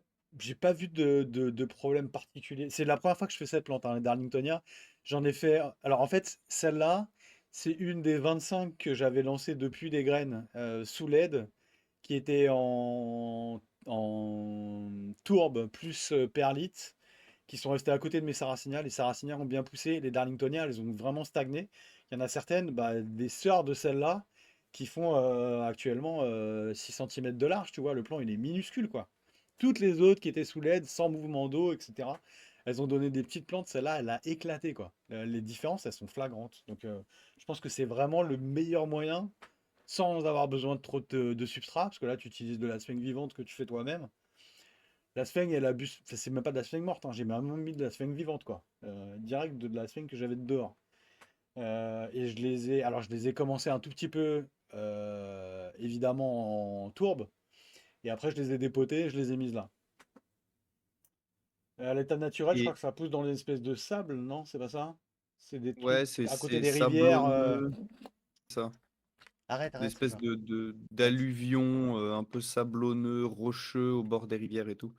Mais tu devrais essayer de celles qui poussent pas là justement, tu Ouais. devrais essayer de les dépoter, de les foutre dans la sphaigne et puis de les foutre dans tes trucs et voir si vraiment ça change un truc parce que tu vois, c'est peut-être ça se trouve tu as peut-être juste eu de la chance Tu avec crois? cette plante, tu vois, qui kiffe et tout. Et ça se trouve les autres elles vont pas kiffer. Je pense pas en vrai, hein, Je crois ça pourrait pas. être intéressant de voir justement, tu sais, 2 ans genre dans de la tourbe comme ça a pas poussé et puis pouf quand tu le mets comme par hasard Je vais ça vous pousse montrer. à Je fond. vais vous montrer la différence. Je vais en chercher une vite fait. J'en ai pour 2 secondes. Ouais, vas-y, vas-y. Ça pousse à condition type tropical, les darling. Non, normalement, les darlingtonia, justement, ça pousse. C'est des plantes de montagne, en fait. C'est, ça pousse, si je dis pas de bêtises, en Oregon, au nord de la Californie, là, dans les montagnes, jusqu'à. Ouais, qu'est-ce qu'on avait Je dit vais la essayer de pas dernière en fois? foutre partout, mais 500 jusqu'à en 2000 mètres gros, d'altitude, un truc comme ça. tu Donc vois c'est la taille plutôt de fort, en celle-là, fait. quoi. À côté. Tu Ah vois, elle est ouais, ouais. minuscule, quoi. Mm, mm. Elles sont vraiment minuscules, quoi. Ouais, bah, pour moi, une darling de 2 ans, elle a cette taille-là, quoi. Ah ouais. Ok. Moi, je Hop vais là, te t'es poser fait ça. chourer ta place. Ce chat! Non, arrête avec ça, putain, c'est pas possible.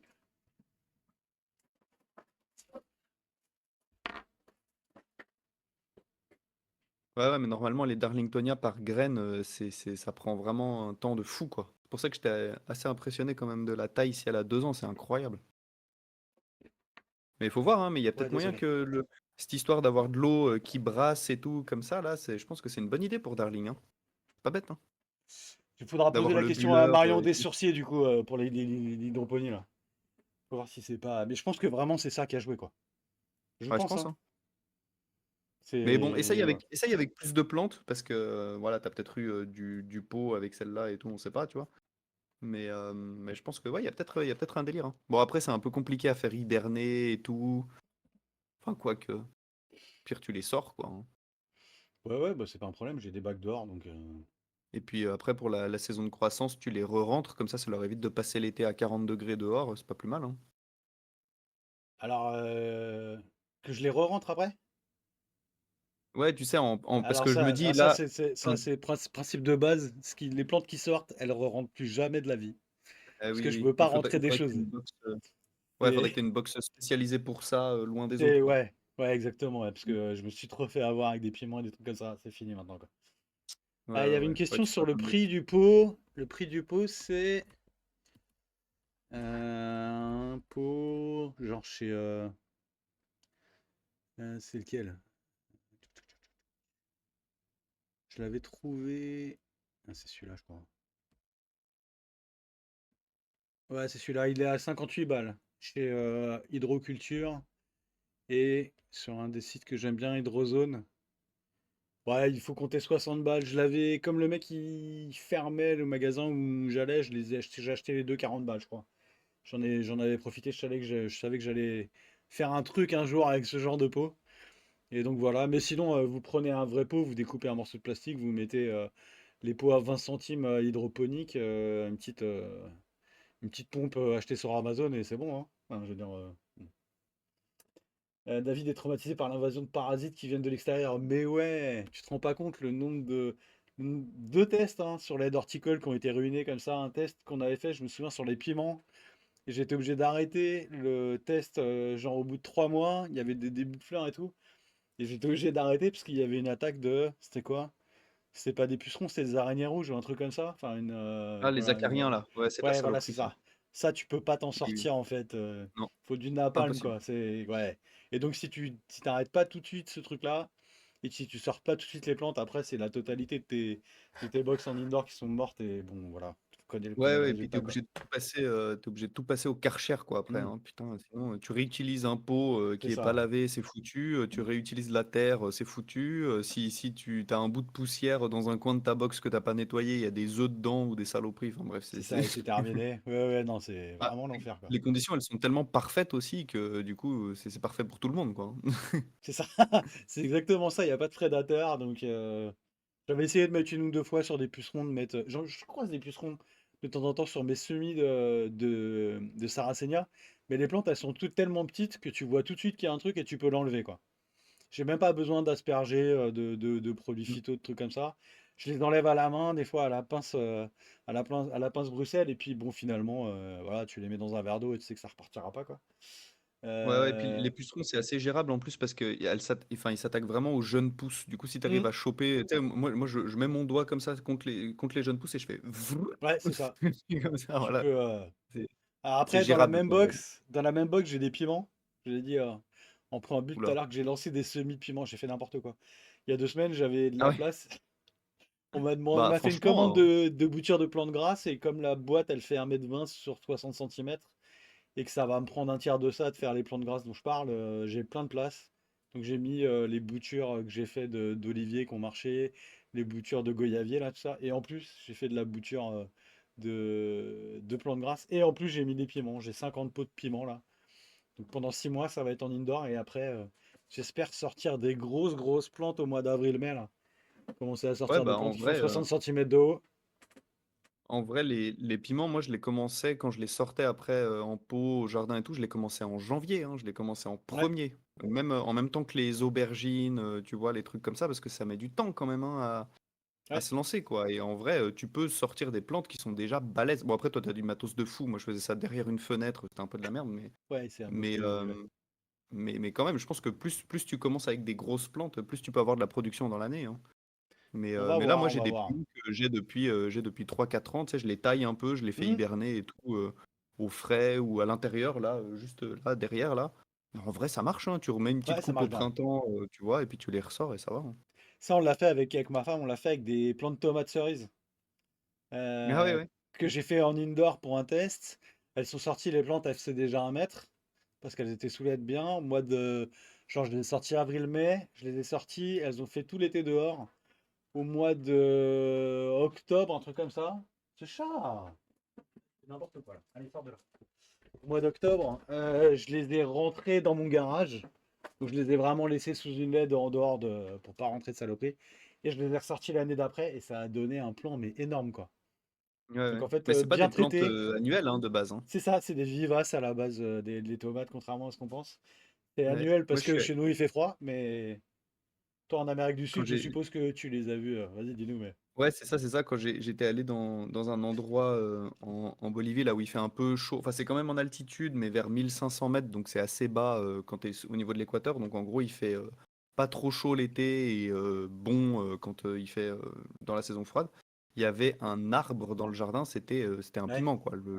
Le bazar, ça grimpait sur tout le mur de la maison, une espèce de grande maison à 2 étages et tout. Enfin, c'était mais vraiment, tu sais, comme on pourrait penser à nous, la vigne vierge, quoi, une espèce de machin c'est ça. immense et qui faisait des milliers de piments. On en avait ramassé des sacs poubelles, quoi, de piments.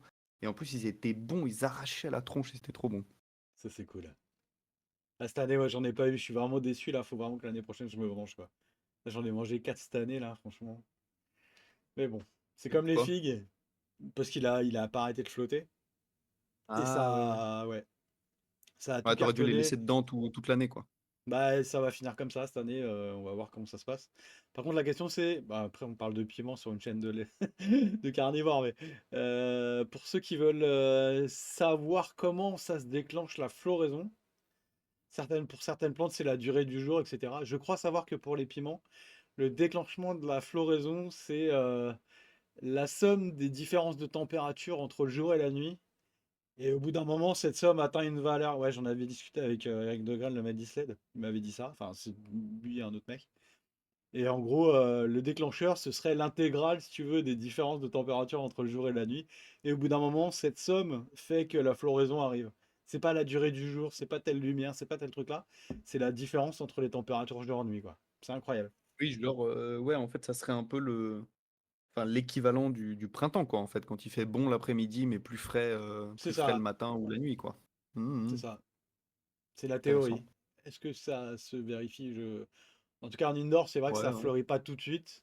Et puis tu peux faire ce que tu veux, changer les durées du Après, jour et tout. Il se passe rien. je Mais... pense qu'il y a une question d'âge aussi, tu vois, genre la plante, elle peut pas fleurir quand elle est minuscule. Tu vois, j'ai l'impression Ouais, qu'à partir d'un certain étage de feuilles, que ça peut commencer à faire des fleurs aussi. Enfin, ça doit être un sans doute, mélange ouais. de plein de trucs, mais oui, oui, ça doit être ça aussi, hein, je pense.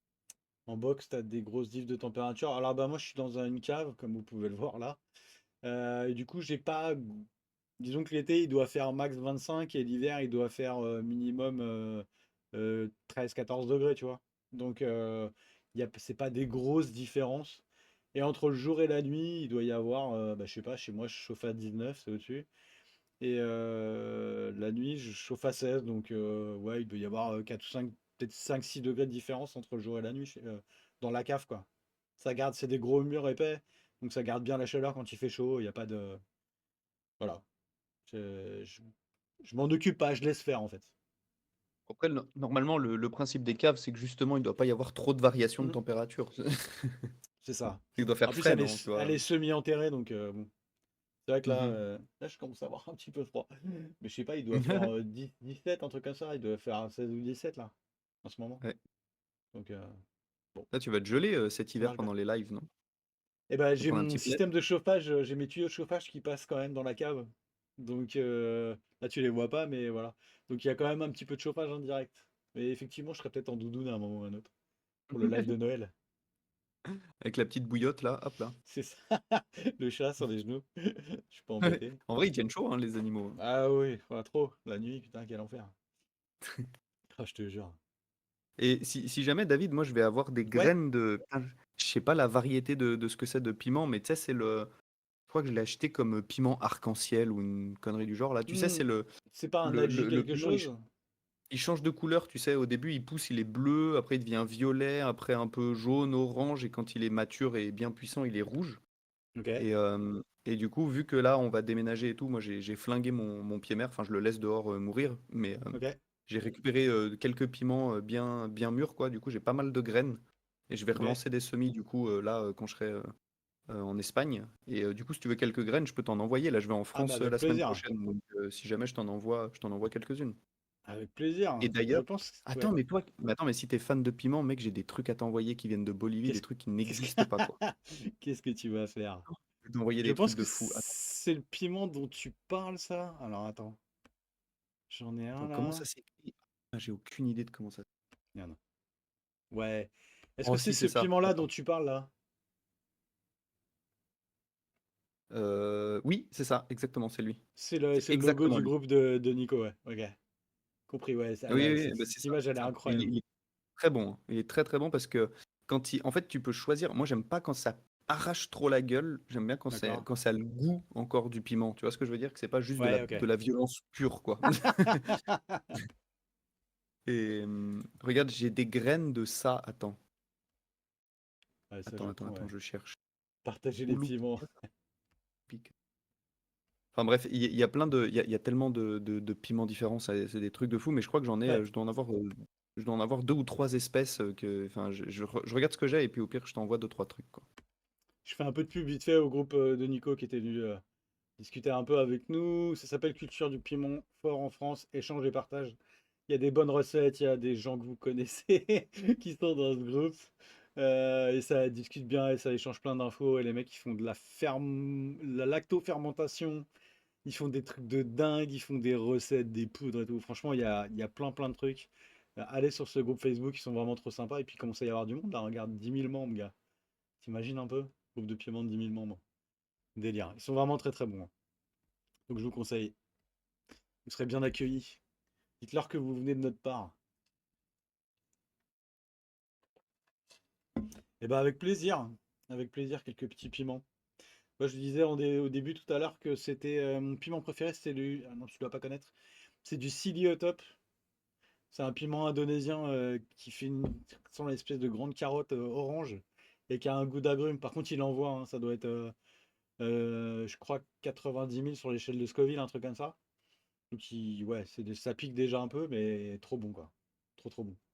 Je t'ai envoyé le lien Ouais, Wikipédia. Alors, je crois que c'est en capsicum. espagnol par contre. J'ai pas trouvé la page en français, je crois qu'elle n'existe pas. Mais je pense que c'est une autre espèce. Enfin, je sais pas, toi tu connais mieux. Je sais pas si c'est la même espèce Alors, ou c'est une autre capsicum, je sais qu'il y a, variété. il y a, il y a, il y a- je crois qu'il y a 7 espèces de piments de mémoire, et Ok. après, c'est des déclinaisons. Il Un me peu comme semblait pas nous que avec les c'était sarracéniens, quand même. Cabernet, mais bon, Je connais pas celui-là. c'est Ok, bah, je putain, vais, je vais jeter un œil, ouais. lui il est vénéneux hein, celui-là, hein. Il rend aveugle. Qu'est-ce que j'ai goûté l'autre fois? Ah non, c'était pas un piment que j'ai fait moi. Je me suis acheté une soupe chinoise ou japonaise, je sais plus. Désolé pour le, je sais plus. Et j'ai mis tout le piment et en fait j'ai failli tomber dans les vapes tellement le truc était balèze. C'était des noodles et j'ai tout Oui, foutu. Le oui, truc était vraiment très très oui. rouge, hein. Et donc Ouais, ouais, c'était faut à faire gaffe. midi et tout. J'étais tout seul chez moi, au télétravail. Et j'ai appelé ma femme après en lui disant, il faut que je fasse ultra gaffe parce que j'ai eu la tête qui tournait et tout. Je suis pas tombé dans les vapes, mais tu vois, j'étais vraiment dans le canapé avec des suées et tout. Ouais, c'était violent, quoi. Le truc, il veut te tuer, quoi. Et tu fais juste des nouilles à midi, quoi. Bon, bref, voilà. Moi j'aime bien limite, tu sais, les piments quand ils sont encore verts, quand ils sont pas, Ouais. pas trop mûrs, tu sais, quand ils commencent juste quand ils ont la bonne forme, la bonne taille, mais qu'ils sont encore verts. Moi je les fous dans la salade. Je trouve ça Ah délicieux. ouais. Ah, pas mal, ouais. Ça fait un peu, tu sais, comme ils ont dans les Caraïbes, là, ils ont le piment végétarien, là, c'est un truc Ouais, c'est entre le poivron et le piment, je pense, un peu. En gros, ouais, ça a c'est le goût gentil, du ça, ouais. piment, mais ça pique pas, quoi. Incroyable, c'est trop bon. Moi, j'adore le goût du piment, quoi. C'est vraiment trop, trop bon. Je te dis, le cili est top, là, si t'arrives à en trouver, ce goût d'agrumes quand tu croques dedans. C'est vraiment incroyable. T'as l'impression de mordre dans une orange, ouais, vraiment dans une Et orange, ça quoi. me, ça me C'est, dit quelque chose, je me demande si je l'ai pas vu passer déjà sur des trucs. c'est Enfin, celui-là, là. Je vous montre juste les photos. Parce qu'il est quand même vraiment ultra sexy. mais je pense que là, moi, je vais me faire pousser des trucs de fou, là, vu que je vais être dans le sud de l'Espagne, il me faut un Ah oui, balcon, je tu vais vas faire avoir de des quoi faire, piments ouais. de. Ah, mais je vais faire pousser des piments hallucinogènes, là, les trucs, laisse tomber. Il y a des gens qui font des piments, là, sur le chat, pour savoir un peu, là, si on va se faire une petite guilde à base de piment. Les Base piments des échanges, achar, peut-être. c'est quoi ça? Ça me dit un truc aussi. C'est ça, le ciliotope. Hop. Ça ressemble à ça, hein. Ah ouais, Donc ça ouais, ouais, fait. ouais, ouais. Ok. Celui-là, il est incroyable. Je crois qu'il n'y en a plus nulle part. J'avais cherché des graines, mais. The Epicide. Epicidscompany.com. On va peut-être pas faire le tour, mais. Ah bah si, il y en a, tiens. Ah bah je vais en prendre, écoute. Bon, c'est cool. Un petit peu. J'ai un Carolina Reaper. Ah, Carolina Reaper, c'est fatal, hein. J'en ai fait un. Celui-là, il faut surtout pas le toucher si t'as pas des gants, quoi. Ouais, ouais, C'est ouais. ultra On m'en dangereux. avait filé, moi. Celui-là, il est violent, ouais. C'est l'ancien On m'en avait. piment le plus puissant du monde, ouais. Mhm, mhm. On m'en avait filé un au Jardin botanique de Genève, là, mais Ouais. genre, le mec, il le prend avec des gants, avec des machins, il me dit, tiens, si tu veux, mais tu le manges pas, quoi. Enfin, et tu le touches pas avec les doigts. Ah, c'est C'est ça. vraiment.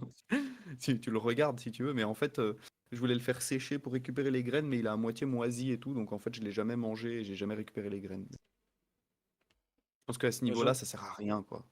Tu te fais trop de mal. ouais, ouais, ouais, ouais. Non, faut faire. C'est même pas agréable, quoi. C'est violent et puis c'est dangereux, quoi. Faut faire attention. Moi, je suis un porteur de lentilles et quand j'ai pas mes lunettes. Une fois, j'ai fait du nettoyage de piment, et ben, je veux dire que j'ai enlevé mes lentilles le lendemain matin quand je les ai remises. Elles sont passées à la poubelle, j'en ai pris une autre paire, hein, parce que c'est impossible, hein, ça Ouais. te défonce les yeux, là, c'est incroyable. Moi, même quand je fais cuire des légumes à la poêle et que je jette des piments dedans, ça me pique Ouais. les yeux et la gorge, quoi.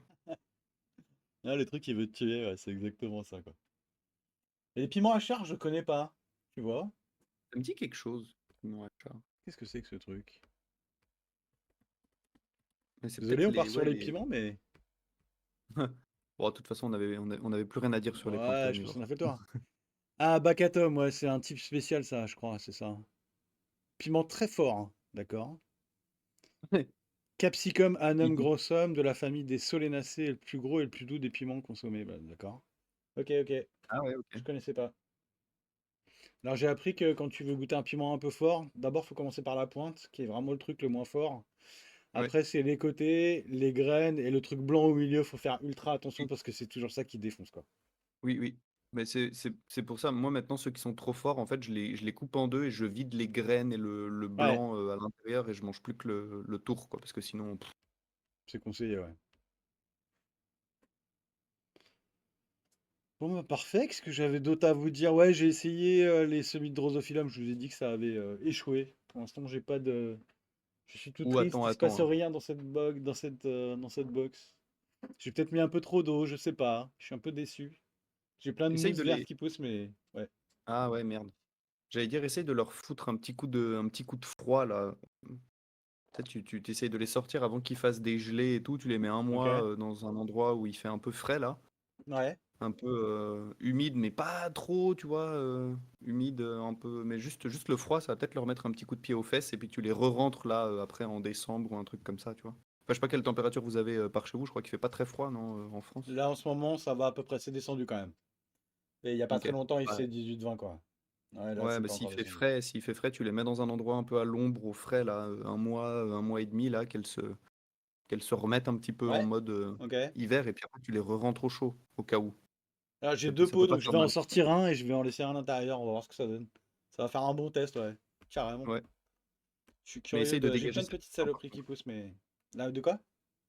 Essaye de dégager la mousse, hein. Moi, Ok. les seules fois où j'ai bien fait germer des drosophyllum, j'avais mis genre tu sais, un mélange tourbe, sable, Sable, perlite et ouais. tout. Genre sur 75% du pot, et les 25% restants, j'ai mis que du sable. Et Ah ça a ouais. tracé comme ça. Et en fait, j'ai mis les graines au niveau de la tourbe et tout. Et en fait, ils sont sortis quand même. Et ils Incroyable. ont poussé par là. Mais vraiment, j'ai eu une germination incroyable, quoi. Ok, bah je vais essayer ça. Ouais, Il y a... essaye tu sais, t'enlèves toute la partie un peu supérieure du pot avec la mousse. Là, tu jettes que du sable dedans. Et puis, t'essaies de pas enlever t'essaies de pas enlever tes graines en même temps, quoi. Ok, ok, ouais, ouais, d'accord, ok. Bah je vais Au cas essayer, où, ok, hein. ça marche. Ça marche, ça marche pas. Oh, bah, ça se tente, hein, de toute façon. Les Drosera Regia que m'a fait les Serge, tout a poussé là. J'ai eu quasiment 100% de germination. Mais Incroyable. puis j'ai essayé sous plein de différentes. Ça passe bien là, franchement, je suis content. J'avais un peu peur, mais ça pousse bien. Et Drosophila, déçu. Bon, c'est comme ça, hein, mais bon, voilà. Bon, tu peux pas réussir à tous les coups, David. C'est des tests, c'est normal, c'est normal. T'as une question sur c'est important de parler espagnol pour aller en Bolivie? En gros, est-ce que les gens ils parlent anglais là-bas? C'est ça la question Ouais, pas sous-jacente. trop, hein. Pas trop, ils parlent pas trop anglais. Bon, après. Euh, Ça dépend. En vrai, ça dépend si tu fais des trucs très touristiques et tout. Enfin, ça dépend des pays, ça dépend de plein de trucs, hein, mais si tu fais des trucs très touristiques, en vrai, tu peux te débrouiller sans brailler espagnol. En Bolivie, c'est moins courant quand même que les gens parlent anglais, mais il y a quand même des gens qui parlent un peu français, des fois vite fait et tout, ou vite fait anglais, mais que dans les trucs touristiques, quoi. Après, si tu commences à sortir un peu des circuits touristiques, les gens parlent Ouais, même pas espagnol, en fait, hein. Donc, ok, d'accord. c'est... Ouais, ouais, ils parlent les langues locales, quoi. Donc, oui, oui, il faut absolument parler espagnol si tu veux profiter un peu du coin, quoi. Laurent me dit, mais au chaud, sur un radiateur, ça va lever rapidement. Ok, je vais mettre un tapis chauffant en dessous parce que j'ai pas de radiateur, mais il va falloir taffer l'espagnol. C'est toi qui m'as dit que tu faisais des podcasts en espagnol, Arthur? Oui, on essaye, ouais, Allez, on essaye. fais-toi un peu de pub On là. essaye Vas-y, d'en faire. vas-y. Attendez, je vais vous jeter le lien. Vas-y, vas-y. Dis-nous ce que tu fais. Bah, Parce qu'ils s'en vendent on a pas, juste comme ça, mais vas-y. on va en faire un enfin, on va en publier un là bientôt en français. Ok, Ça s'appelle Locoto Stéréo, et justement Locoto ça veut dire piment en fait, hein, d'accord. en bolivien.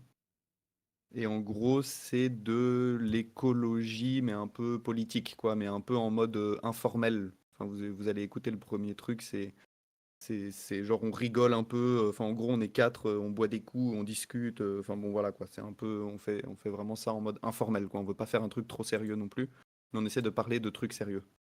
Vous avez un sujet central et après vous brodez là-dessus, c'est ça? Ouais, c'est ça. Bah, pour l'instant, on n'a qu'une seule vidéo en ligne, mais là, je t'ai dit, on va en sortir une autre et on va en faire une prochaine dans une semaine, un truc comme ça. Et les sujets, c'est quoi? C'était sur les pollinisateurs dans une région en Bolivie et comment ça marche et en gros le travail que ma compagne fait là-bas en Bolivie pendant son Ok, doctorat, quoi. d'accord, ok. Et avec des questions et tout. Mais c'est en espagnol. Alors moi, je parle pas énormément parce que de toute façon, vous allez vite m'entendre quand c'est moi qui parle. Mais surtout, en fait, moi, je fais plutôt l'enregistrement, le son, je gère un peu tous les trucs comme ça et des fois, j'interviens pour poser des questions ou des trucs comme ça. Mais c'est encore un peu compliqué pour moi de parler de sujets, on va dire, très précis et très sérieux. Tu vois, je veux pas dire. Enfin, en gros, je veux pas devoir faire des détours pour pouvoir dire ce que je veux, quoi. Ça m'embête D'accord, un ok. peu, donc Ok, du coup, j'évite de trop participer, voilà, quand c'est ok. en espagnol. Mais je pose quand même des questions, je rebondis sur des trucs et tout, hein, mais... Très bien, bah écoute, j'ai acheté un œil avec plaisir. Bon, c'est cool, bravo. Bonne initiative. Ouais, Je suis curieux de c'est voir à trop quoi bien, ça hein. ressemble. Moi, j'adore ce délire-là, quoi. Le délire un peu podcast informel, Ouais. tu sais. Parce qu'avec les potes qu'on a ici, là, latinos, on a toujours des discussions trop intéressantes et à chaque fois on se dit putain, mais il faudrait qu'on prenne un micro un jour et qu'on enregistre Hmm. les trucs qu'on dit, quoi. Et Et je trouve voilà. ça trop bien. Ouais, ouais, Parfait. Très ouais, c'est bien. ça. 22h58, je vous propose qu'on s'arrête là. Je vois qu'il y a l'ami Axus qui nous a quittés en nous disant bonne soirée à toi. Je n'ai pas vu avant. Ciao. Quoi d'autre? Ah bah écoutez, on se retrouve le 20 novembre, 21h, au même endroit. Pour une table ronde, il y aura Jimmy et Enzo des Dents de la Terre qui...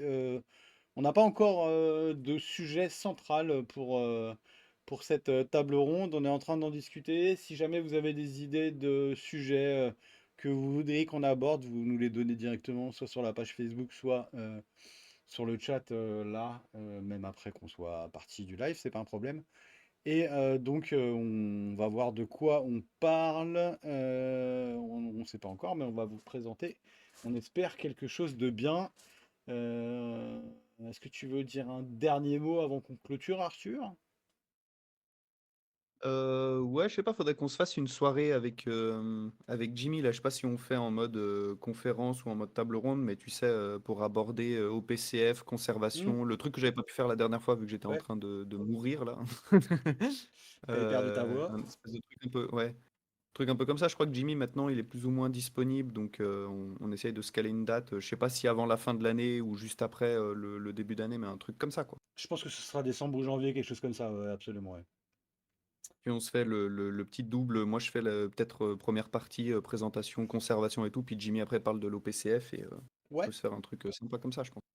Une il y a bonne soirée, moyen, quoi. on va s'organiser, ouais. Pas de souci. Peut-être un chill con carnie de ces jours, mais bon, pour l'instant, c'est pas Oui, fait. Mais tu as oui, envie, oui, je sais que tu as toujours envie d'un chill con oui, carne. évidemment. Toi aussi, tu me prends par les sentiments, Euh, David. C'est vrai qu'à chaque fois on passe un bon moment quand même. C'est parfait. Eh ben, écoutez, n'hésitez pas à nous suivre sur Facebook, YouTube, sur Twitch, activez les notifications si vous voulez les débuts de live. Parce qu'on commence pas forcément à 21h. Pour ceux qui sont déjà abonnés, ils le savent. J'attaque un live à 8h30 pour qu'on discute un petit peu de manière un peu informelle avant les conférences et les tables rondes. Donc activez les notifications pour savoir quand ça commence. Merci à vous de vous abonner à notre chaîne Twitch pour nous soutenir. C'est vraiment le meilleur moyen de vous soutenir. Donc, soit avec du Amazon Prime, c'est gratuit. Tous les mois, vous pouvez vous abonner à notre chaîne de manière gratuite. Et nous, ça nous rapporte un petit peu d'argent et ça nous fait avancer. Et si ce n'est pas le cas, vous n'avez pas d'abonnement Prime, vous pouvez simplement acheter un abonnement d'un des trois types qui vous est proposé sur Twitch en fonction de ce que vous voulez nous donner et tout don est aussi évidemment accepté et fait plaisir et nous motive. Bah écoutez, on va s'arrêter là, il est 23 heures. Je pensais pas qu'on tiendrait aussi longtemps. C'est cool. Merci beaucoup Arthur de ton travail et de ta pédagogie, parce que je pense qu'on a tous appris quelque chose. C'était ultra intéressant ce sujet qu'on aborde bah, pas souvent, hein, cette histoire de dilemme. On n'en parle pas souvent et là c'était bien creusé, bien expliqué, toutes les thèses, toutes les possibilités. Je pense que tout le monde a compris, c'était bien vulgarisé, c'était parfait. On se retrouve donc dans 14 jours, mercredi dans 2 semaines, pour la table ronde avec Jimmy et Enzo. Et visiblement, on va parler de Drosera Nightmare, hein, si j'ai bien compris le sondage. Donc, je vais vous préparer ça. Merci beaucoup à tous d'avoir été là sur le chat. Arthur, merci beaucoup de ta présence. Je te souhaite une bonne soirée. Et puis, bah, je vous dis à dans 15 jours ou un peu avant sur Facebook. Si vous voulez discuter avec nous, n'hésitez pas. Merci beaucoup, les amis. Bonne soirée. Ciao, Et bonne bah, je vous soirée. dis à dans 15 jours. Ciao, ciao.